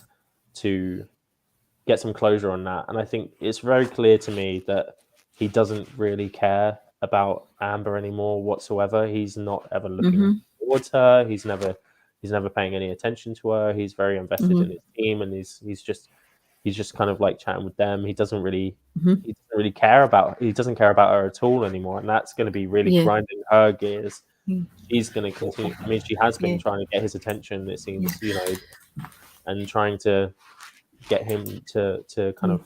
of attend to her in some ways. And I just don't think, I think he's completely cut it off now. He's like, no, this is done. I'm done. Yeah, exactly. He is done. Well, here's the thing. Like, when you say, like, he doesn't act like he cares. Here's the thing about Johnny that I noticed in his testimony about Amber. He was so careful, like, not to insult her acting, or to only use certain words. Like, he still didn't want to beat up on her, so to speak. He didn't want to, he does want to tell the story. Yes, he did. He was clear. But I noticed him, like, pulling back in certain areas a little bit. I think he's free of her. Like, she cannot, is that me or you? That's not me. Yeah, okay. No, it was me. I just, okay, sorry about that. A little knocking, and it wasn't the dog, people. Anyway, but they that he was trying to protect her still, in a way, because of all, like, because I think he does, when he loves is what I'm going to say. Some people are like that. I know I'm one of those. Regardless of what you do to me, if I cared about you before, I still keep that respect or whatever for the other relationship, regardless of if I go away or not. I'm not going to do anything damaging or anything like that. It's how I am. I think he was trying to be that way, but I would notice that she doesn't have an effect on him anymore. It's not that he doesn't care. It's that she can't do anything. Like, she dresses like that, and he's laughing. He's laughing at the testimony. He's in lighter, and she can't get under his skin and hurt him. anymore, and Yeah. that's got to make it worse for her, I think, with this, the way I'm reading and how you explained these traits that are involved in these disorders, the traits there, because we're going to just call them the traits, because we don't, she hasn't been clinically diagnosed yet, She so we has don't been. say, She has oh, been she now. has been. Oh, Yeah. okay, all right, Yeah, so that's what Shannon Curry yeah. did. Okay. She So she diagnosed her. did clinically diagnose her. So based on that diagnosis, does that make it worse for her? Are we expected to see a big meltdown now? Because I kind of feel one coming now that he's lighter, now that he is not reacting to her in any way. I'm not sure we'll see it right away. I think it will be a slow burner in terms of. I think it will be after the trial. I think there'll be this. This is not going to end for Amber. So whatever the outcome of the trial is, this is not. Yeah, I think that's definitely going to be the case. This isn't going to end for Amber. She's going to continue to do stuff for whether it's press coverage or a documentary or something like that. She's going to continue to try and press on this and try and continue. That's what I think anyway. I think she's going to whether anyone picks it up. I think it's going to be a different story, but it's definitely going to be something that happens. Is that it's going to be. Yeah. And now here's the big one. You still have time. Like we're like an hour and a half in. You're Yeah. still free. Okay. And hopefully we're not boring you guys. This is fascinating. If you have any other questions, just go ahead and answer. But please add me, put a Q or something. Or if I don't get back to you, if you have asked the question and I didn't put it up, if you could please put it again. I am having trouble with the feed, just based on too much of it goes by. I have a good question for you here, though. Like the speculation of Amber taking the stand. Now, pro or con, where are you on that? Do you think, like, number one, do you think it'll be good for her defense? And, and I'll just leave it there. I'll let you take it anywhere you want on that. That's an interesting question that I haven't thought about yet, actually. So I think anyone taking a stand, it depends. It depends on a few things. I think it could go either she is shown to be exactly what everyone's been saying so far, and she's overly emotional. She gets aggressive with questions that she finds offensive. She's continuously trying to get Johnny's attention or stuff like that. She continues to kind of use flowery language without saying much in her answers and stuff like that. Or she manages to hold it together enough because this is the thing, like she's not stupid. She is able to like, she's been able to hide things for quite a long time in terms of like her approach to stuff. I mean, it slips out sometimes, and I think that's going to be probably what we see, is her controlling herself for a large period of time, and then it slips out occasionally. Like there's a smile or there's an emotional outburst or something like that kind of shows her to have these disorders. But it is important. And I saw I can't remember where I saw it, but I saw a comment somewhere saying that we shouldn't, just because someone has borderline personality disorder doesn't mean there's no abuse, which is absolutely true. That's true. So if she brings with her enough evidence and enough kind of solid testimony, it may flip the script. That's certainly possible, but it's just at this point in time, with all the stuff that's been given, there's been loads of evidence given, loads of witnesses, and I don't see how that's going to be possible, because it would have come out now. There would have been more difficulty from Johnny's lawyers to ask the questions. They've been very relaxed. Johnny is very relaxed now, and that's not something you'd see in someone who was worried about the testimony that was being brought. No. You wouldn't see him laughing and stuff if he was concerned that he was going to be outed by people, And in looking at the witness list, I could see why he's a little comfortable, because there isn't anybody that's a surprise on there. There isn't anything to be expected, and I think he's confident in the way that certain evidence has been debunked already, and that they're fully aware of it.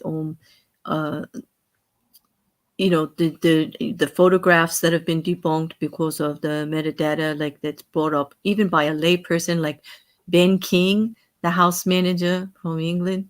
Okay, and he's actually using the word metadata, like to throw it in there, like, remember that, like, without the metadata you don't know, like, what date was that, what time was that, like, there's no meta. Oh, okay, like, very casually to bring it forward, very kind of just as a fact out there for the jury to give them these things to think about.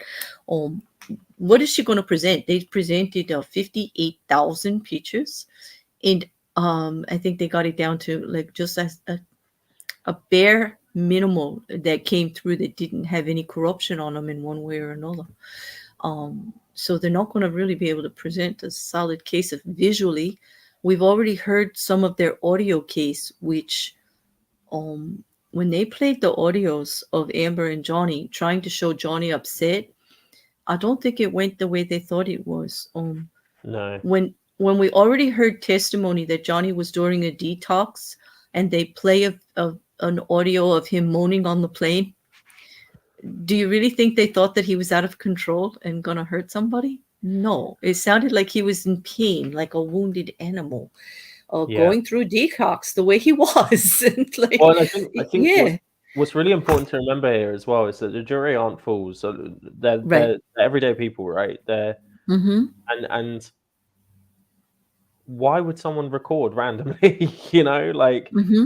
this is unusual behavior, and the evidence so far indicates that Amber would be using Mm-hmm. audio recordings or stuff like that in order to manipulate a situation. That's what they've Mm-hmm. heard so far. So now Mm-hmm. whatever they bring is tainted with this, like, why is she recording right now? Why did she start recording when he was kicking Mm-hmm. cabinets? Why did she start recording when he was upset Yeah. alone in the bathroom and stuff like that? Like, that it's not normal. It's not like this level of audio recordings isn't Mm-hmm. usual in a DV case, and it's just It is not. And let's be clear that that started well before the DV that she claims. Amber's been recording their relationship from when it started.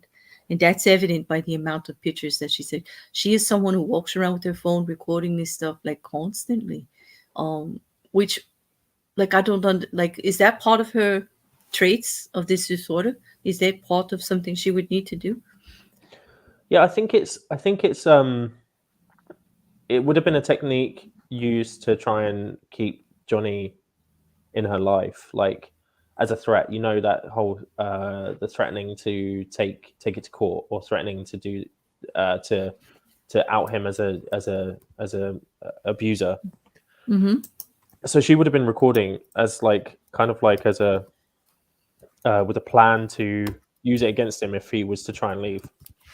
That's my view anyway, and I think that's what Dr. Curry's view was as well. And that I tends to think be what so. you see in abuse cases from people with borderline personality disorders, No, specifically women with borderline personality disorder as well. no. No, I definitely. There's a lot of sentiment in the chat about whether on her testimony or not, on whether she would actually be able to control herself. With both of these disorders, compounded, in the stress of the media and the court and everything like that. Do you think she's going to be able to keep from losing her cool? I mean, Potentially, both. she could. Yeah. Yeah, I think Mm-hmm. I think she's had media training for a long time Mm-hmm. because she's a film star.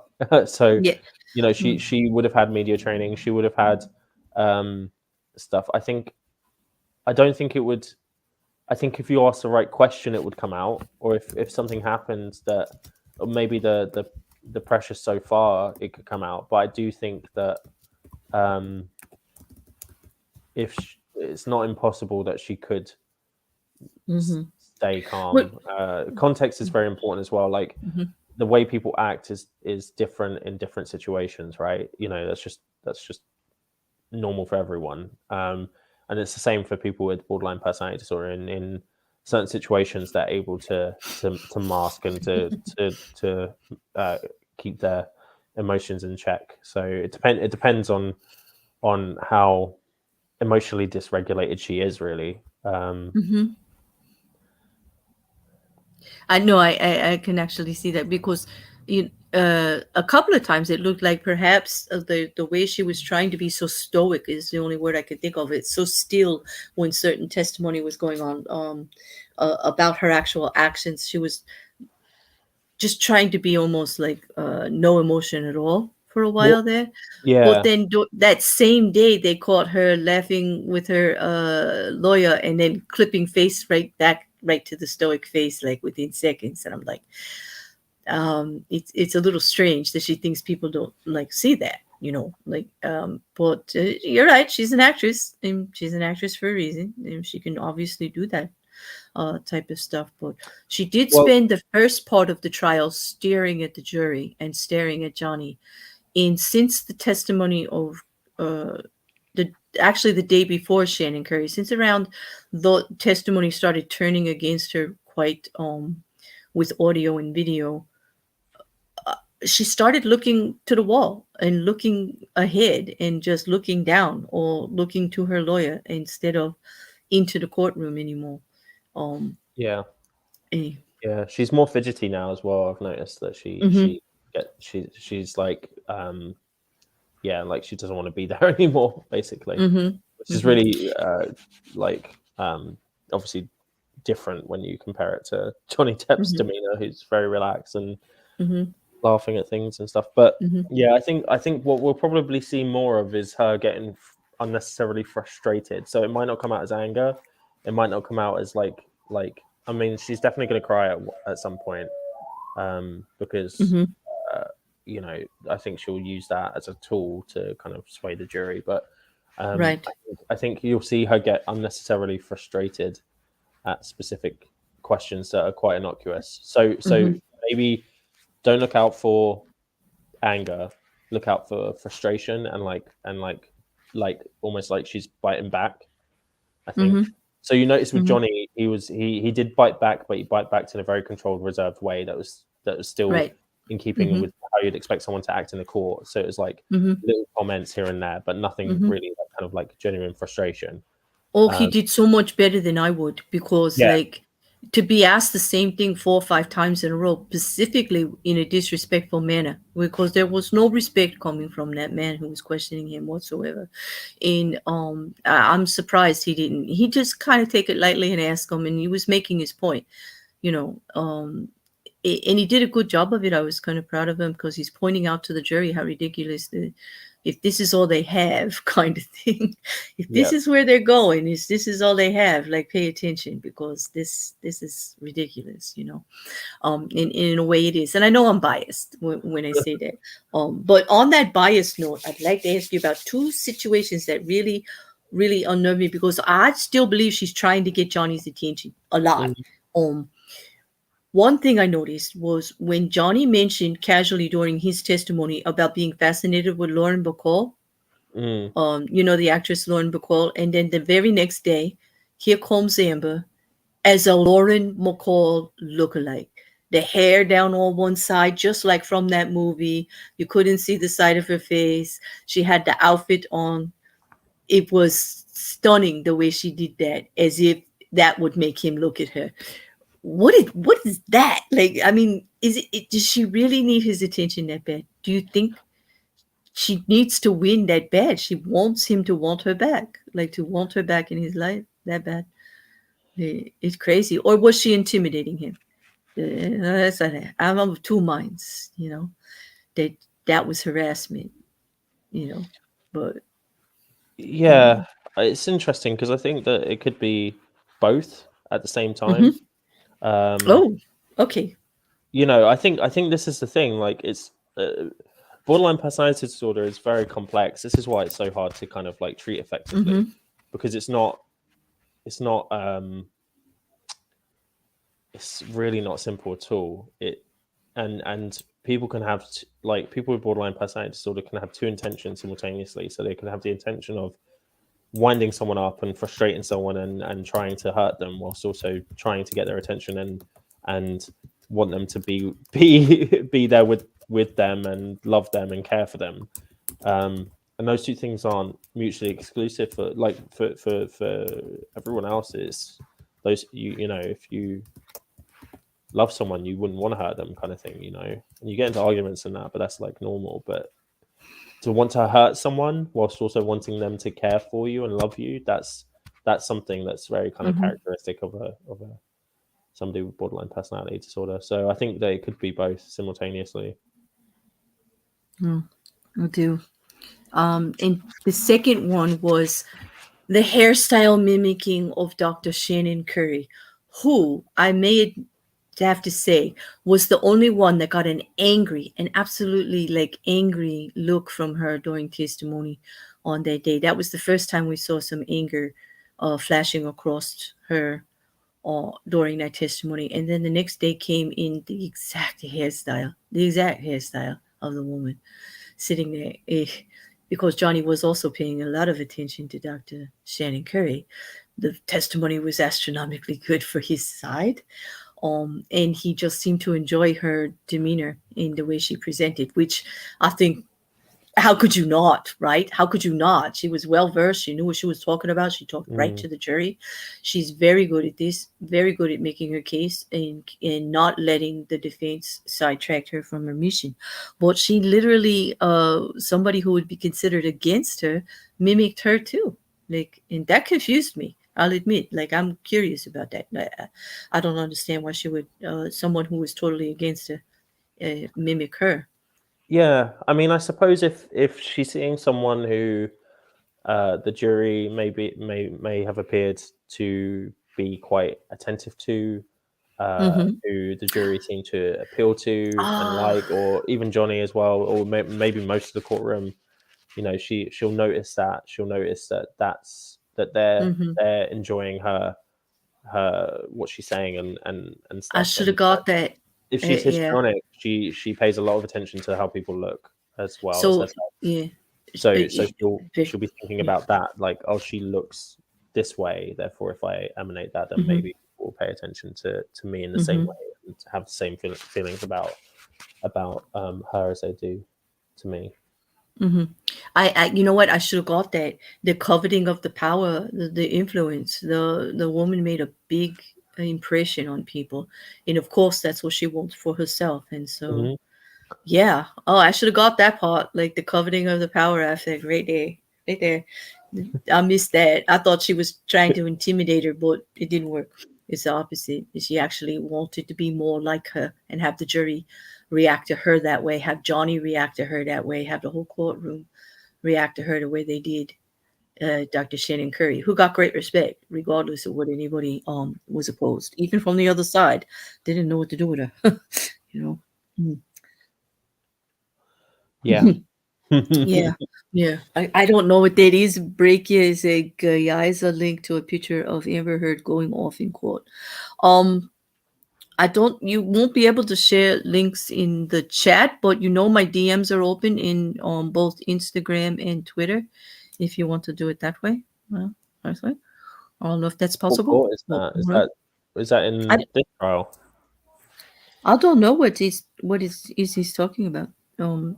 Guy has a link to a picture of Amber Heard going off in court. I did see that she was also during the testimony of the last bodyguard we heard from Mr. Connolly, the Scottish gentleman from Mm. England that was with them in England and he was also in Australia. He witnessed lots of things and his testimony was that she was a lovely girl and they got along great and then it got bad and she kept instigating arguments and making, going out of her way to make Johnny.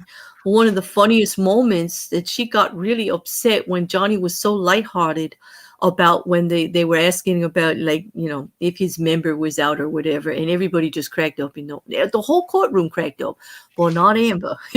Amber looked really annoyed with this gentleman and was I think I showed you some of the videos, right, of her Mm. finally showing an anger forward that how badly this testimony was going for her at the end of the week, finally on day Thursday of the third week. Okay, so we've got 12 days of testimony, and on the 12th day, Amber, she kind of lost it a little. She wasn't in control as much as she normally is. Um, I And wonder that's the what thing. that's like when she leaves the courtroom.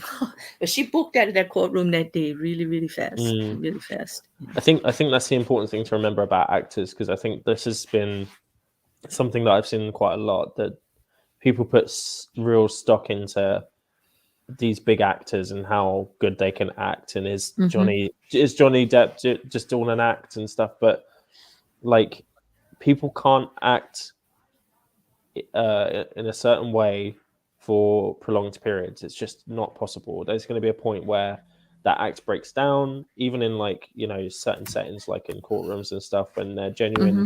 who they are as a genuine person will come out.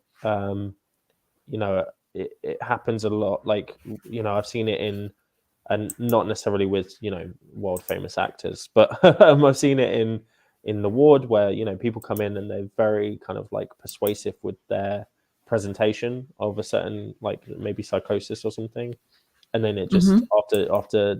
after the first day, the second day, it completely drops because they just can't keep it up. And I think that, um, with 12 days Mm-hmm. of testimony, and it being in the court, if she was trying to act, it just wouldn't last very long. And you see that, you Right. see that within the, I can't remember what day it was on, but when she was Mm-hmm. looking very sad, and looking very kind of like a, like, traumatized. Oh, it was the day of the video. The video was shown, Mm-hmm.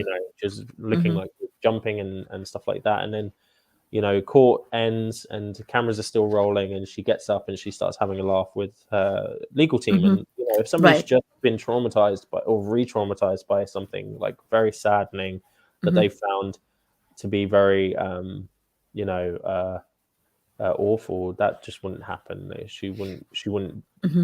want to be engaging, like, in light conversation with her legal team and laughing at their Right. jokes, stuff like Yeah. that. So, And she's that been. broke. Yeah. Oh, I'm sorry. No, oh, that's what I've ended. Oh, okay. Because even when she's leaving outside, she's been getting booed. She's been getting people actually stood outside and protested the other day and asked her why she did what she did in the bed. Um, um, it's not been good for her, like coming and going from the court in the last couple of weeks, and um, she tries to keep like that stoic little the look, like she's not noticing or whatever, but you see her turn her head every time they talk or they make they're shouting back at her. She is turning towards them. I know it's affecting her because, like you said, that she wants the positive after. She wants to always think it's going to be a positive thing, but she's ready for the negative, and she's looking, she hears it, but she wants to try to turn it the other way. Oh, Intrigue would like to know, is it possible that Amber Heard is currently under the influence to keep her in check? We wouldn't really, like, we don't want to. Like, one of the things that was really important for Luke and I to stress here is that, of course, we're not like going to say how something actually is with her, because, like, obviously, Luke is not her psychologist. Obviously, I have no uh you know no professional athletes like that, and I wouldn't want to judge anyone in that way. To even like to speculate on it, I guess we could speculate somewhat, but I wouldn't want to do so in a labeling type of way, in any way, because like I we've had comments in here of how appreciative you guys are about us not shaming the disorders and just talking about it in a matter of fact kind of way, in a generalized way about the trial, like about what we see in the trial. But I don't know, Luke, you can venture into it should you choose, but just as long as everyone understands it, you know, we we have to be careful for the perception of anybody saying what's absolutely going on as far as Yeah, treatment of Amber Heard with her disorders. I guess that's what I'm trying to say, right, Luke? yeah, and Not to give that I idea. I Yeah. agree with you, and I think Mm-hmm. that, unless there's any evidence to that, I wouldn't want to say either way. I think probably not. I don't think that would be the case. I don't think she'd be silly Mm-hmm. enough to take anything to. I mean, Mm-hmm. unless it's like something like over the counter that you can get that's legal and fine, Mm-hmm. that's fine. The other thing is as well, I don't think our biases should affect our perception of someone, because you could equally say the same about Johnny. Maybe Johnny's got history long. Well, as you said, some of his diagnoses are, substance misuse disorder and stuff like that. And I think that you could say the same thing about him. Is he taking, marijuana before he goes in to make himself really chill and relax? It's when you develop a bias in your mind, it's easy to think the worst of the person who you're opposed to. And I think that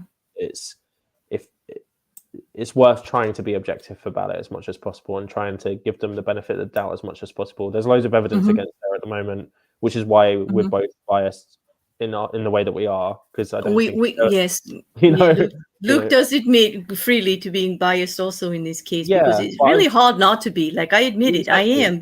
It's impossible after we see what we see, including evidence. We're both pretty solid about wanting to see evidence of things before believing something. We're not emotional about that. And I came into this thinking that both of them were just as bad as each other, and right. That's the thing. I've been convinced that actually that's not the case now because of the evidence. And I think it's worth just thinking.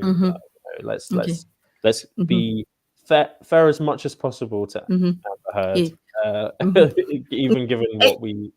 And to be fair on in For Intrigue's question, because it is actually like quite valid, you would understand, because we have heard testimony that Amber does drink quite a lot at night, and she's the red wine drinker. That's how she relaxes. I don't think it's unfair to think that perhaps she is after court abiding by substances to keep herself under control in a way, because otherwise she's gonna lose it a little bit. And if that's how she normally relaxed anyway, I would imagine some of that might be going on. We do have testimony, documented medical records, not of medical abuse. Not of physical abuse done to her by anybody, but of people having to medicate her with Xanax and all for being overly emotional, out of control, things like that. We have seen testimony, so we know that she uses those products in Intrigue. So it's not out of the scope that might be going on now under such a stressful situation. But then again, that documentation is a couple of years old, and we don't know what type of treatment she's on, or medications, or anything, or if she's even being fully treated. We've yet to hear from those psychiatrists that she's currently under treatment with. Yeah. And here's I gotta do my YouTuber thing, Nimrod. Okay, I agree with you. I should not try to be dancing around the fact that, yes, the bodyguard Connolly did admit that he did not see Johnny Depp's penis hanging out of his pants while going down the hall. There you go. Thank you for the super chat. 26. Yes, I said penis for you. Would you like me to say it again? Yes, it was Johnny's penis they were talking about. Amber was not pleased. Johnny lost it in court. He literally laughed so hard he had to put his head down on the desk. It was brilliant. It was a funny moment. I agree. It was great. And yes, Clockwork Rex, I do believe Xanax was mentioned in one of the records. Okay. More sex. Yeah, I think Xanax is do you know because we don't have Xanax in the UK, is that diazepam? I believe it's something similar. Yeah, you know what? I can Google it while you talk. Yeah, I can give you a generic name for it, and that would.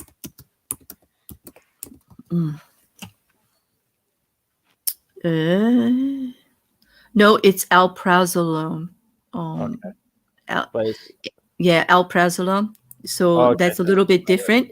It is it's a benzodiazepine. Yes, it's a benzodiazepine. There you go. It's a derivative. There you because go. I work in the hospital, not because I've taken it. No, but because there's derivatives, so of course you would be familiar with all.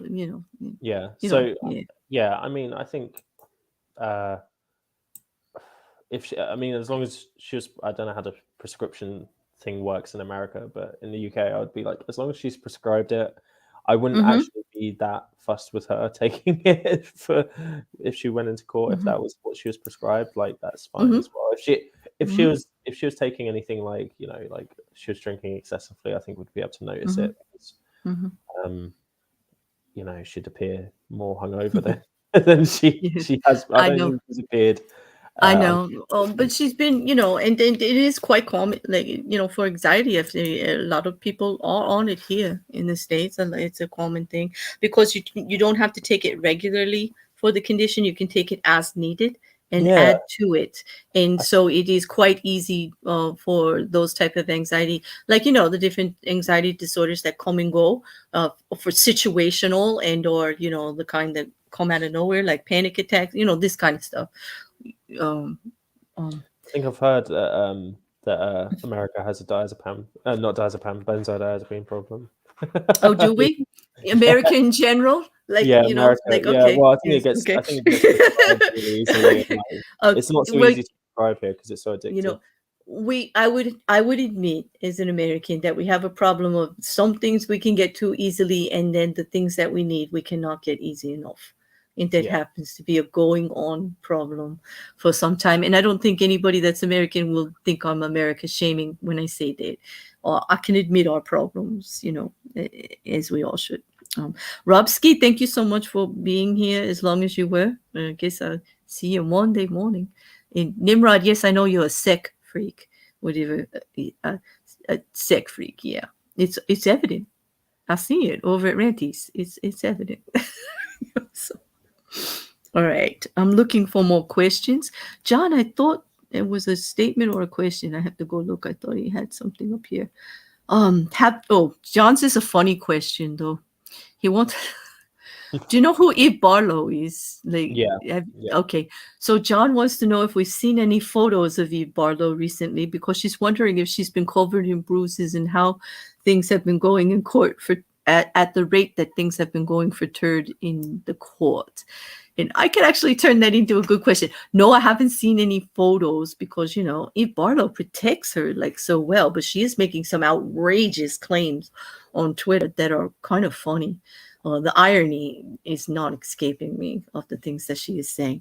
But how this, when someone, I got to cage this the right way, when someone's suffering from borderline personality disorder and histrionic personality disorder, in combination, when they're under a lot of stress, um, do they become more volatile? Or do the mood swings become more rampant and like more evident, like less controllable? Yeah, yeah, I think they would because they're like all of us. I think when we're under stress, our Mm-hmm, ability to self-regulate goes down massively. So mm-hmm, I think with Eve Barlow, though, just thinking about that question, I know it's a jokey question, but thinking about is there any mm-hmm, bruises? I don't think Amber would use the same relationship kind of like manipulation tactics on Eve Barlow as she did with Johnny. Part one, because it's a fairly new relationship compared to the relationship with Johnny, I mm-hmm, think. So, and also she'll need her as an ally within this process. So I think probably what's happening instead is that she's probably getting angry and upset around Johnny and like stuff like that, and then having Eve as kind of like basically getting Eve to see how upset it's making her, which makes Eve more um, loyal to her and more like kind of like on her side, and feeling like, mm-hmm, oh, this is a true injustice. This shouldn't be done. And then that mm-hmm, will, I don't know what Eve Barlow's character is like normally, but I can imagine that would cause somebody who to act in a way they wouldn't normally act, with doing things like kind of like the more kind of like crazy statements that are coming out, and the way that she mm-hmm. acts in court. She got kicked out permanently, didn't she, for sharing for that Yes, she Instagram did. post For misrepresenting the evidence to to the witness? judge, for using electronic devices during court, disrespecting the court. Yes, she did. Yeah, They actually put a court order that she's not allowed there for the whole rest of the trial. And she still is actively though supporting Amber. I jokingly say that she is now down to a mailbox stuffer. Witch marking, I never did see that meme. Hint, hint, wink, wink, nudge, nudge. I know you're busy with Mrs. C in the basement, but priorities, priorities. And anyway, it kind of amuses me that she's not there to actually do it because she does a lot of PR for her But one thing, the stress is actually getting to everybody because Eve made a big mistake, and I think I showed you about this tweet. Did I tell you that the tweet was about Amber getting like millions of support, justice for Amber Heard getting millions of retweets, and justice for Johnny Depp getting billions. Like, she didn't notice when she retweeted it, the M and the B, because the numbers were different. Like, Johnny's was 5 billion and Amber's was like 22 million or Oh no, something. yeah, And yeah, and I'm just guessing on the numbers. I'm just trying to visualize it here. And she retweeted it, and it really looks bad for Amber. So I don't know how that conversation's gonna go, because it didn't. It looked like that she point. was, Yeah, not actually noticing that was bad for Amber, like not paying attention. It wasn't good, that at all. Um, so- but I don't know. I've seen a few photos of them together, I and think, yeah. Mm-hmm. it does seem like she's dressing more like Eve Barlow now as well.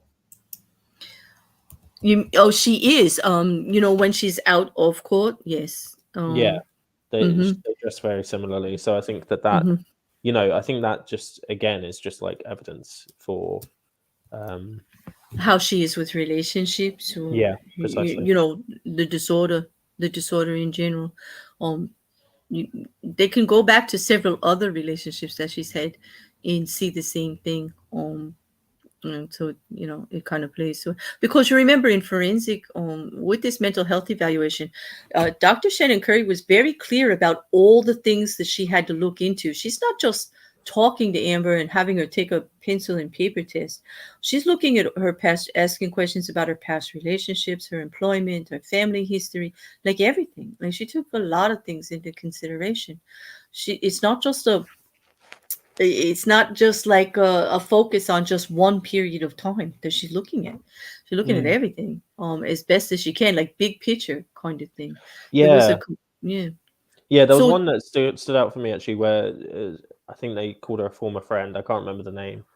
Where mhm. she randomly hit her whilst they were out shopping or something like that. Rocky Pennington, and she's Yes, on the that's it. witness list, and Yeah, she's going to have to testify for that, or and just for no reason. Yeah.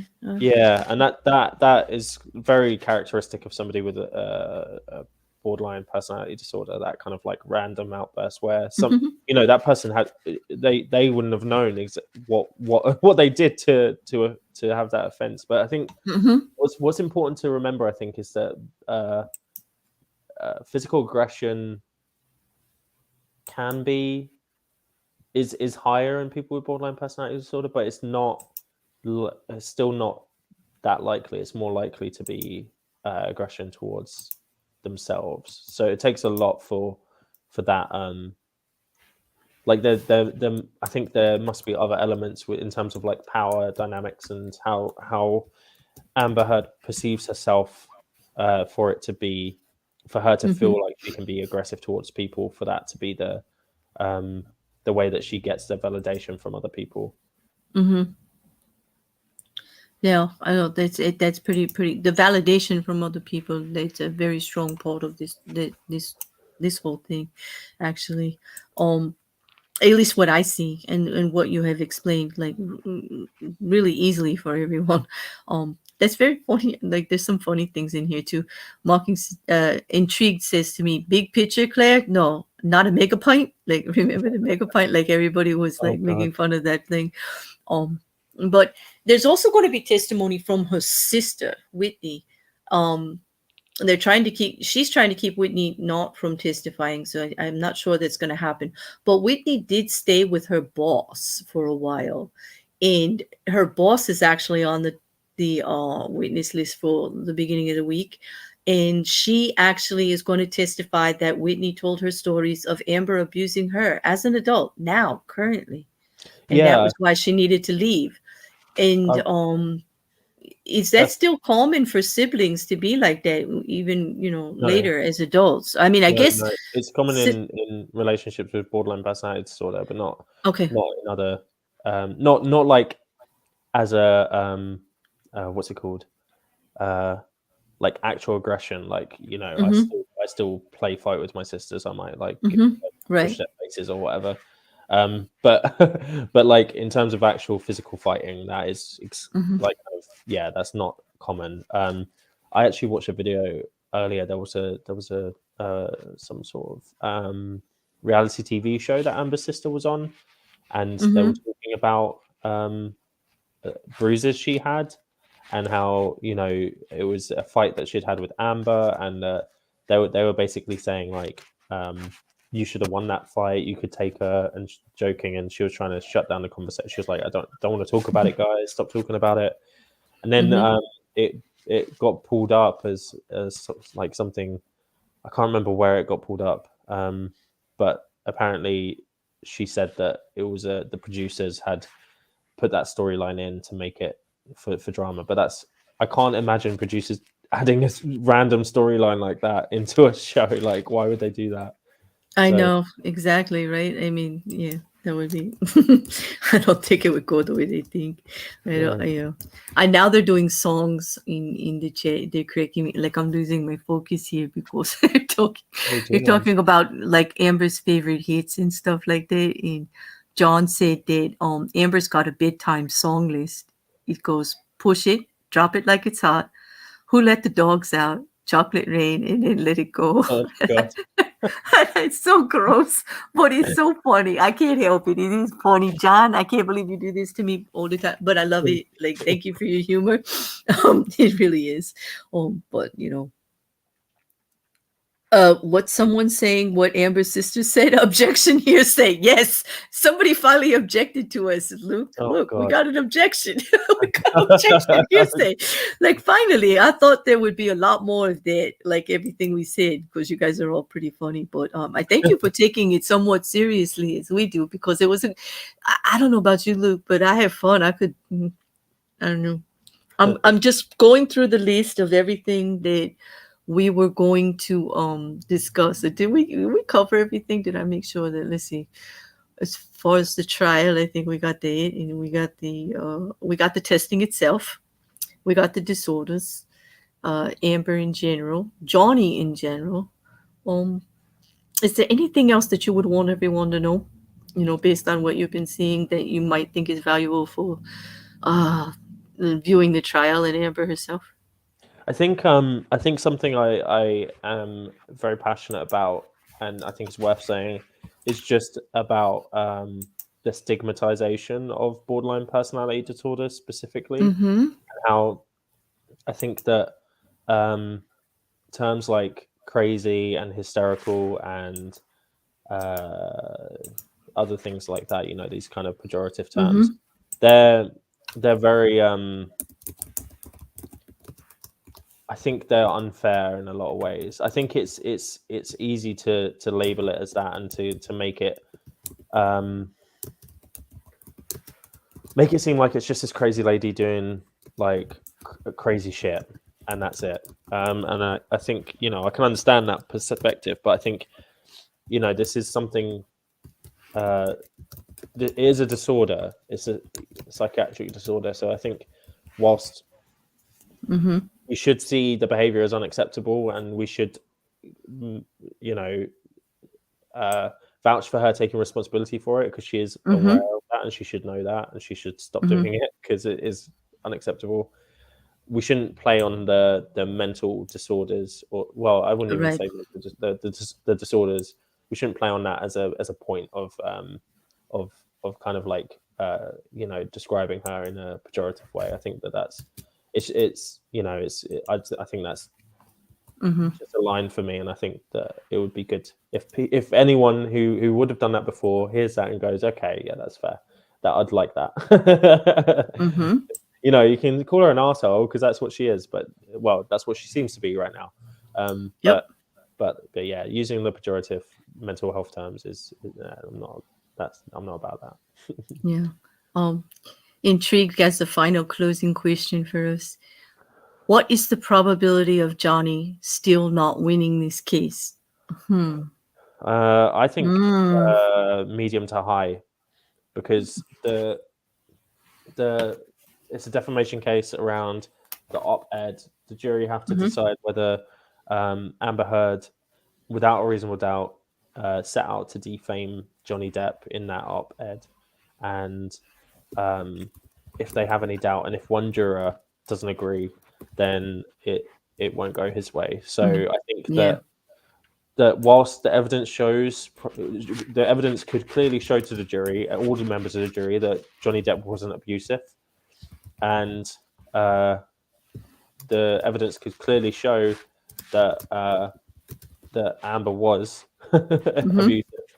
But if Yeah. they're not convinced that that op-ed was defamatory in the legal sense of the word, then Mhm. potentially it could still just still be Mhm. a win for Amber in that sense. So I think there's a lot of work still needs to be done in terms of Mhm. getting that evidence and proving that she set out to defame Johnny Depp. Yeah.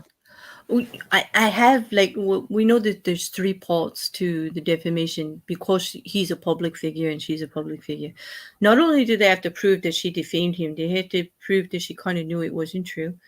That she did it with the intent to defame him and probably with intent to better herself and to not better him, and that it caused him financial damage to his career. It can't just be that it's not true and that it hurt his feelings. Like it actually had to do some damage.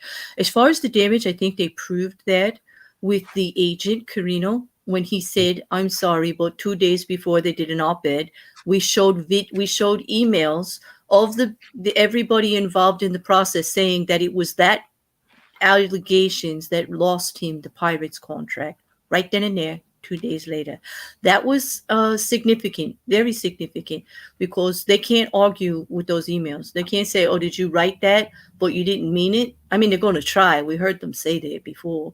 Like that's not what you really meant, right? You meant this, even though it's in black and white. Um, they really can't go against that. The other part is that the ACLU kind of proved, don't you think, Luke, that she did know what was in that op-ed. They all knew it was about Johnny. They specifically removed all references so that they couldn't get in trouble. But the last correspondence they had with Amber was her request to get it back in there somehow because it made a better story as long as they wouldn't get in trouble for it. Mm, To me, that showed that she knew it wasn't true. Well, not that it wasn't true, but that she was doing it with intent to hurt him, like the malicious intent to have it be reflected on him was there. As far as it not being true, I think they pretty much have proved that with the testimony so far to date. I don't think a person that had the childhood that he had, you can go either way, but the man I see, he could not abuse another person. um, mm, Everything that he uses, I don't know how you feel about it, but what I see him using as his tools to handle it are the exact opposite of acting out in aggression towards a woman. And there has never been another woman step forward in all his years, and this is a man who got around. Like there's a lot of women. yeah, There would have been somebody. yeah, um he's been in volatile situations before. He dated Kate Moss. Oh, crikey. He dated Kate Moss and they destroyed hotel rooms, but they never laid a hand on each other. So, in violence. And, that speaks volumes for the kind of person he was. Uh, yeah, and so I think they might, I think I'm going to have to disagree with you. I think it's more 50-50. That's what I'm going to say. Because juries are fickle. And that's why.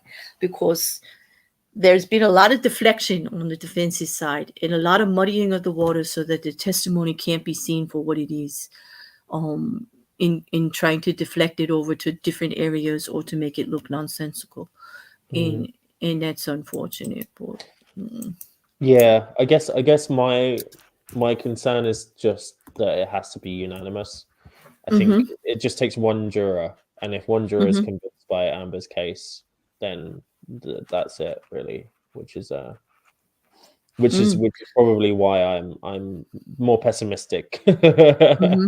But And I totally agree with everything you've just said. I just think that there's mhm. potentially a juror on the panel that is Yeah, kind of like, but proving it legally. Remember, the jury, they are not legal minds. Proving it legally doesn't mean that the jury's going to go agree. They may be on the emotional end of it, and then we're like really in a mess. yeah, Um, just because I could see the legal points being made doesn't mean anybody on the jury does. Although that will be their job, and the judge will do everything she can to reinforce what they should be doing and what they should actually be looking at, and what they should take into consideration and how they should do it. But that Yeah, doesn't mean they'll be able to do it. People are emotional creatures, right? yeah, I mean, yeah.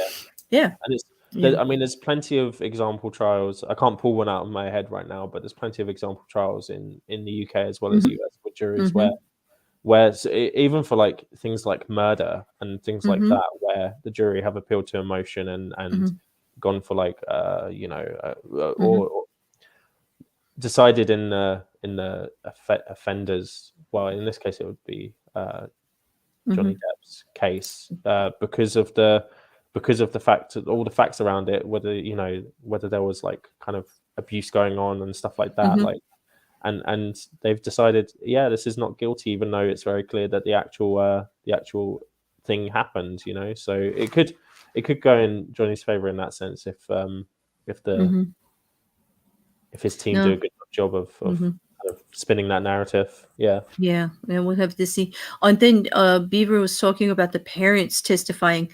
For me, I don't know that's going to do good or bad. I mean, we've already seen the text messages between them that Johnny had an excellent relationship with them, and that they did support him, and that they knew that their daughter was acting out in some not responsible kind of ways. So I don't know if they're actually going to testify. I think the testifying was through text, but I'm not sure. I'd have to double check that, Beaver. But I think it did enough damage to show a whole picture that everybody was aware of Amber's behaviors, even if she Mm. wasn't. Um, mm, on that, Luke, 2.5 hours, I feel like I could go another marathon with you, but like, at least we know how to reach each other. Like, we could continue this, but I welcome you back anytime you want to talk about this trial or anything else. It's always a pleasant conversation. For all of you, Luke's contact information, his channel is listed in the description. He also does stuff on Answers in Reason, which is another excellent channel.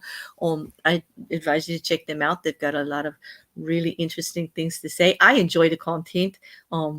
I hope you do too. And I hope you enjoyed this marathon session.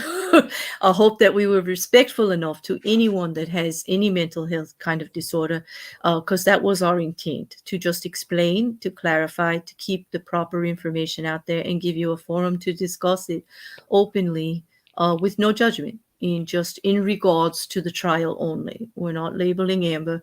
If these are her issues, I hope that she can definitely get the help that she would need to be better for herself. But I'm still not on her side. I'm still biased. Sorry, but so don't come for me, Kyle's goldfish. I'm still against Amber. I just kind of feel a certain way about her getting help. I want her to get help. That's all. That's all. Well, anyway, thank you. Do you have anything coming up that you want to announce?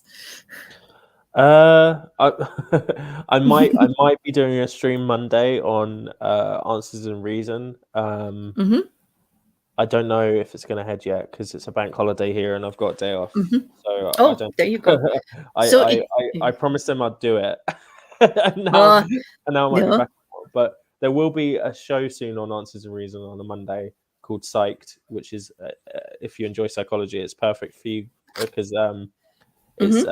it's literally about kind of psychology things. So the first one is going Mm-hmm. to be about what is psychology, Mm-hmm. as in like the discipline and what it aims to Yeah. achieve and how it works and stuff. And then we'll be going after that into like different things. So we'll probably talk about personality disorders and different other types of mental disorders as well as other Mm-hmm. behavioral things. So yeah, that's Mm-hmm. going to be starting soon, but it Okay. might be this Monday. It might be next Monday.